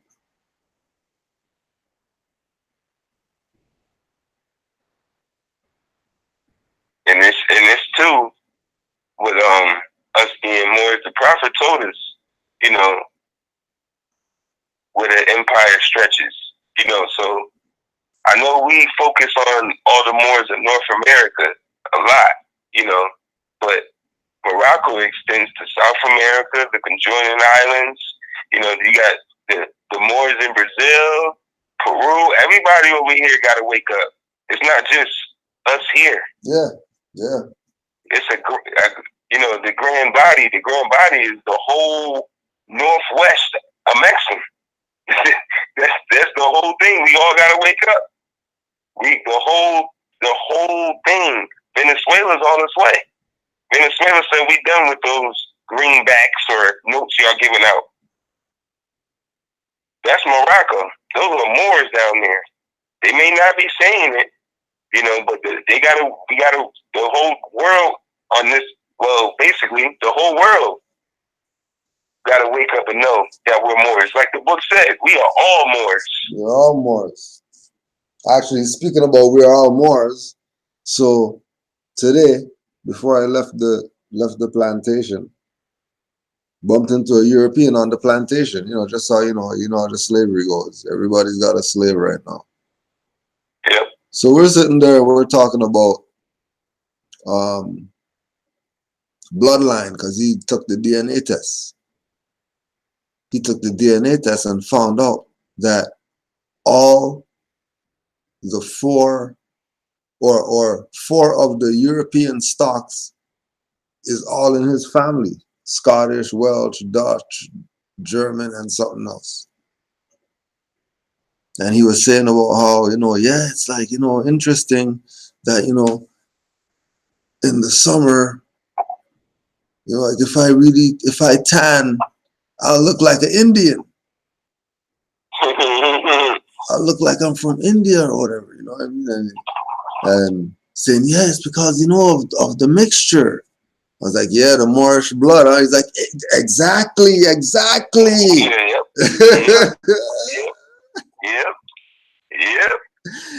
Exactly. European, blue-eyed, blonde hair.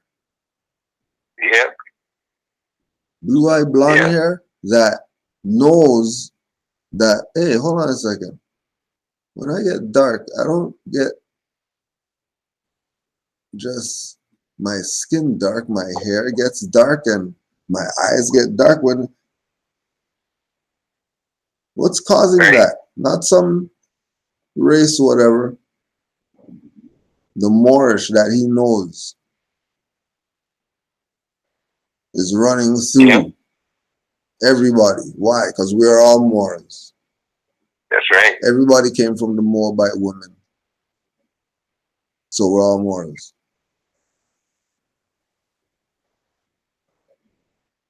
It forces the one world government for the Moors. Because we are related. Yeah. We did it through the blood. We did it through the blood. They did it something we could not mess up. We couldn't take it away. Couldn't do it. If we wanted to. They put it in the blood. It's in the blood. You can't get away from it. Can't get away from it.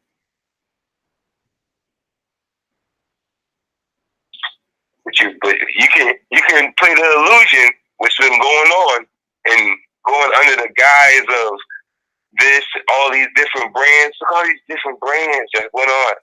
Yeah. All these brands that went on. Right now, and then keep in mind, look at the brands also, like the different groups. Right. Look at the brands like the different groups that claim to be an identity of the people.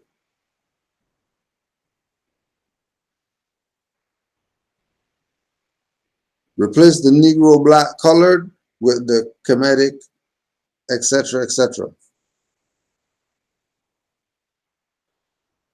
We go back again to what we were talking about, that these people don't even have to change the game. They don't even have to change the game. Because they already know that there's only one move for us to win. Nationality is the order of the day. One move. One move, game over. But we don't want to do that. We want to dribble all over the place. Just dribbling for no reason.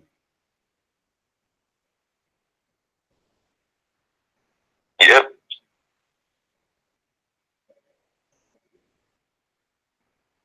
You know.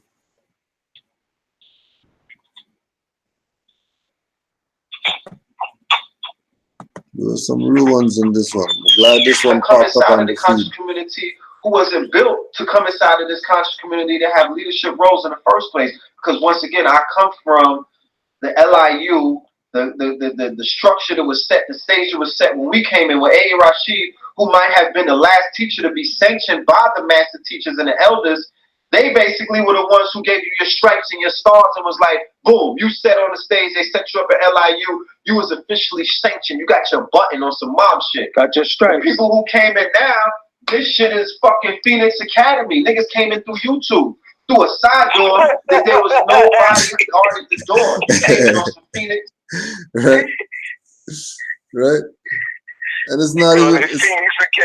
Yo, it's real. That's how real it is. Yeah. Like it's that real for real for real. Like we told y'all how we came up from the Moorish perspective, but in the conscious community, whatever, yo, we were right there, front row. We were right there, front row. We were getting DVDs off the press.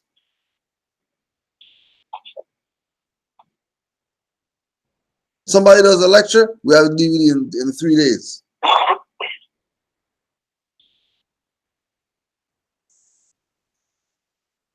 Right? And we're talking about classes, lectures, things like that.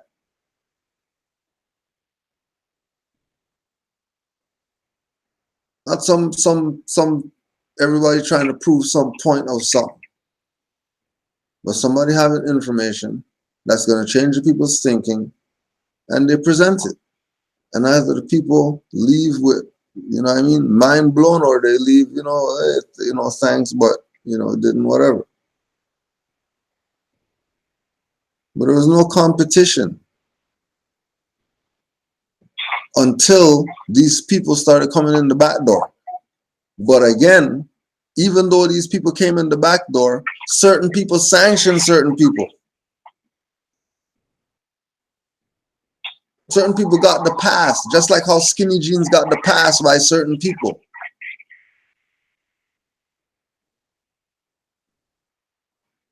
Certain things get the excuse.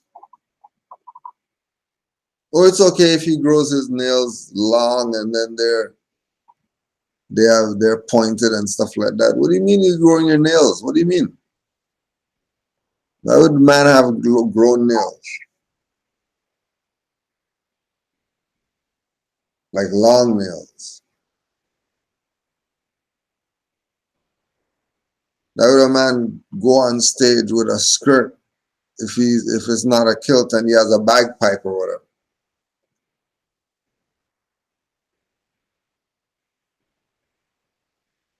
But certain people get passes.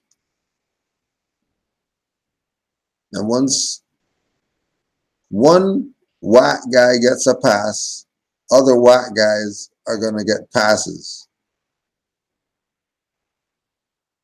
And then everybody who whacks is going to get passes, and then all of a sudden, market saturated with debating only. No knowledge, no master teachers, just people with a camera talking BS.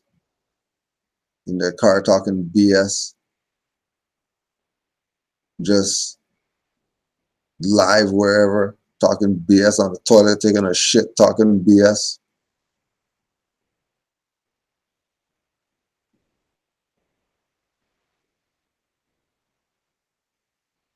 No knowledge. Because you let the clowns in. You let the clowns in. Because y'all viewing these clowns.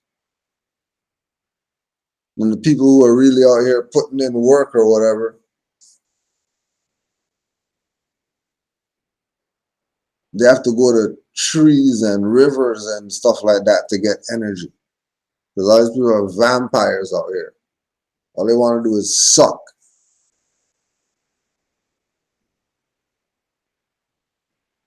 And they don't even extend their hand to give some energy. Right hands in their pockets, harboring the energy.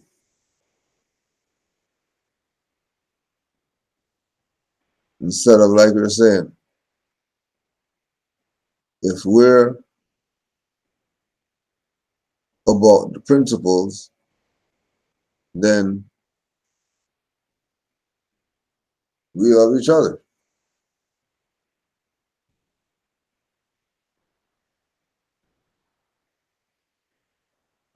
Once they come into the back way and they get the passes and they start doing crazy stuff and nobody says anything while they're doing crazy stuff.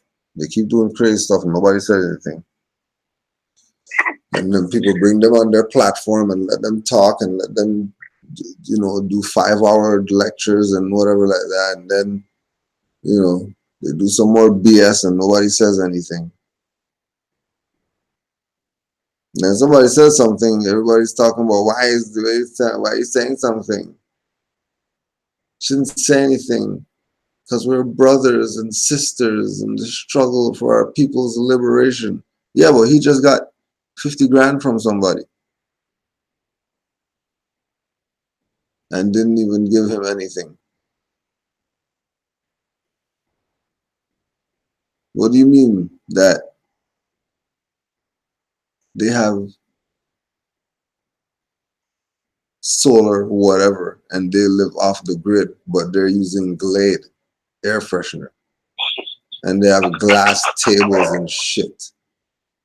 How the hell you have a glass table in the goddamn off the grid? The hell are you talking about?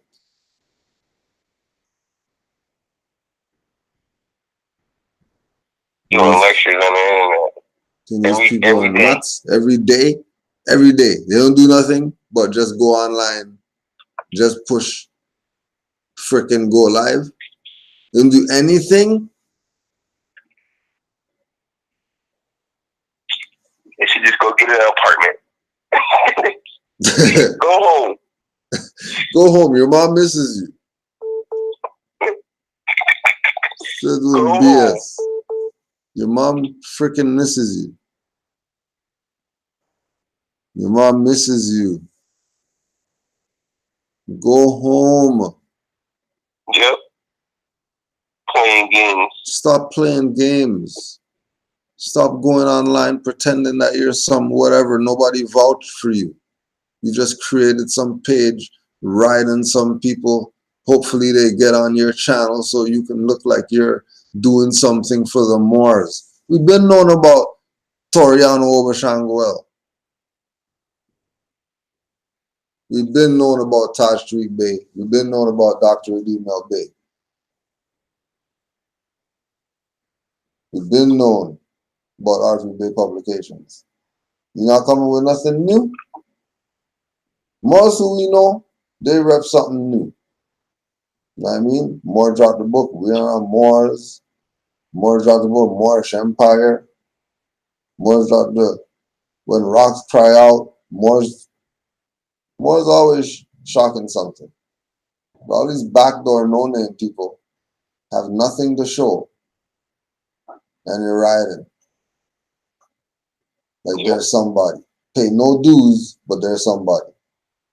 And the people who are out here grinding, bags under their eyes. Yep. First thing they do too. All these new people come on here. Soon as they do something, they start getting them YouTube checks or those dummy donations. That's what I call them. Dumb people donating to dumb stuff. They start putting their chains on, extra watches. Yep. You know, you need 3-4 watches to tell the time. You gotta all the earrings, all of that. But but then it's the conscious community. This the new hip hop. Nope. Oh, you know, I'm from the Grand Sheik. You know their favorite line. Oh, I'm from the streets. No. Yeah. You a dumb nigger. That's what that is. That's what that is. That is. That's what that is. I'm tired of people saying that. Oh, I'm from the streets. Nope. Conscious from the streets, not. Right. You're not from the streets. You're a dumb nigger. You know, I'm from the streets. That's the slang for it too. You know, when they say I'm from the streets, that's the slang for I'm dumb nigger. You know, that's what it is. That's what you're saying. We know that. We know that. I get an attitude. I don't care. You know, that's that. I'm from the streets. You know. Yeah. I'm from the streets. I ain't got no more. I have no morals. None of that. Ignorant. All of that. That's what we mean when you say you're from the streets. Islam.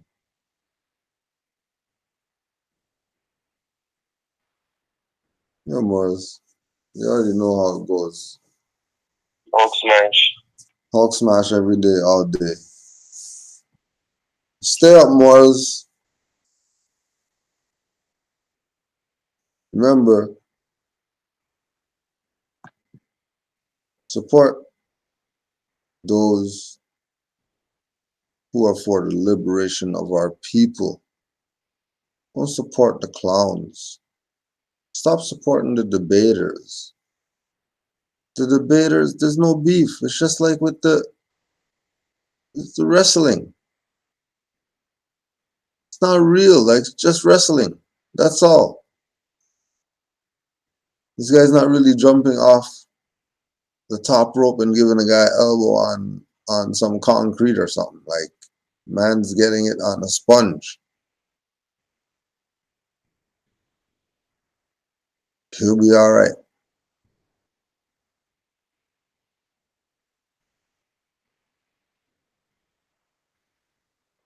Just don't fall for the debaters and all the BS. Go study. Learn about your nationality and birthrights. And keep studying. The world will open up to you once you study. You have anything to close out more? Just Islam to the Moors in the chat. Shout out to everybody who is unified with true titles, dealing with a state. By law, we're unified. Islam. Islam. And don't forget Noble Drew Ali Day, Canaanland. January 5th, 12 p.m. 29 St. Denis. Yeah, man. Oh, just the I got the channel up too. Yusuf Mutadi L. Y'all want to go see some videos? I got some good things on there. If you wanted to see something about your children, how the school system is. It's this European lady on there. Her last name is Isabert or something like that, and she has a lot of videos out there called "The Dumbing Down of America." But yeah, it's on Yusuf Mutadi L. Yusuf YUSUF. Middle title MUHTADI L. Yeah. Good things to you. Pulling me up right now, man. Pulling me up right now. There it is. So make sure you go subscribe and just push something so you could learn. That's all. That's all it's about. Just learning.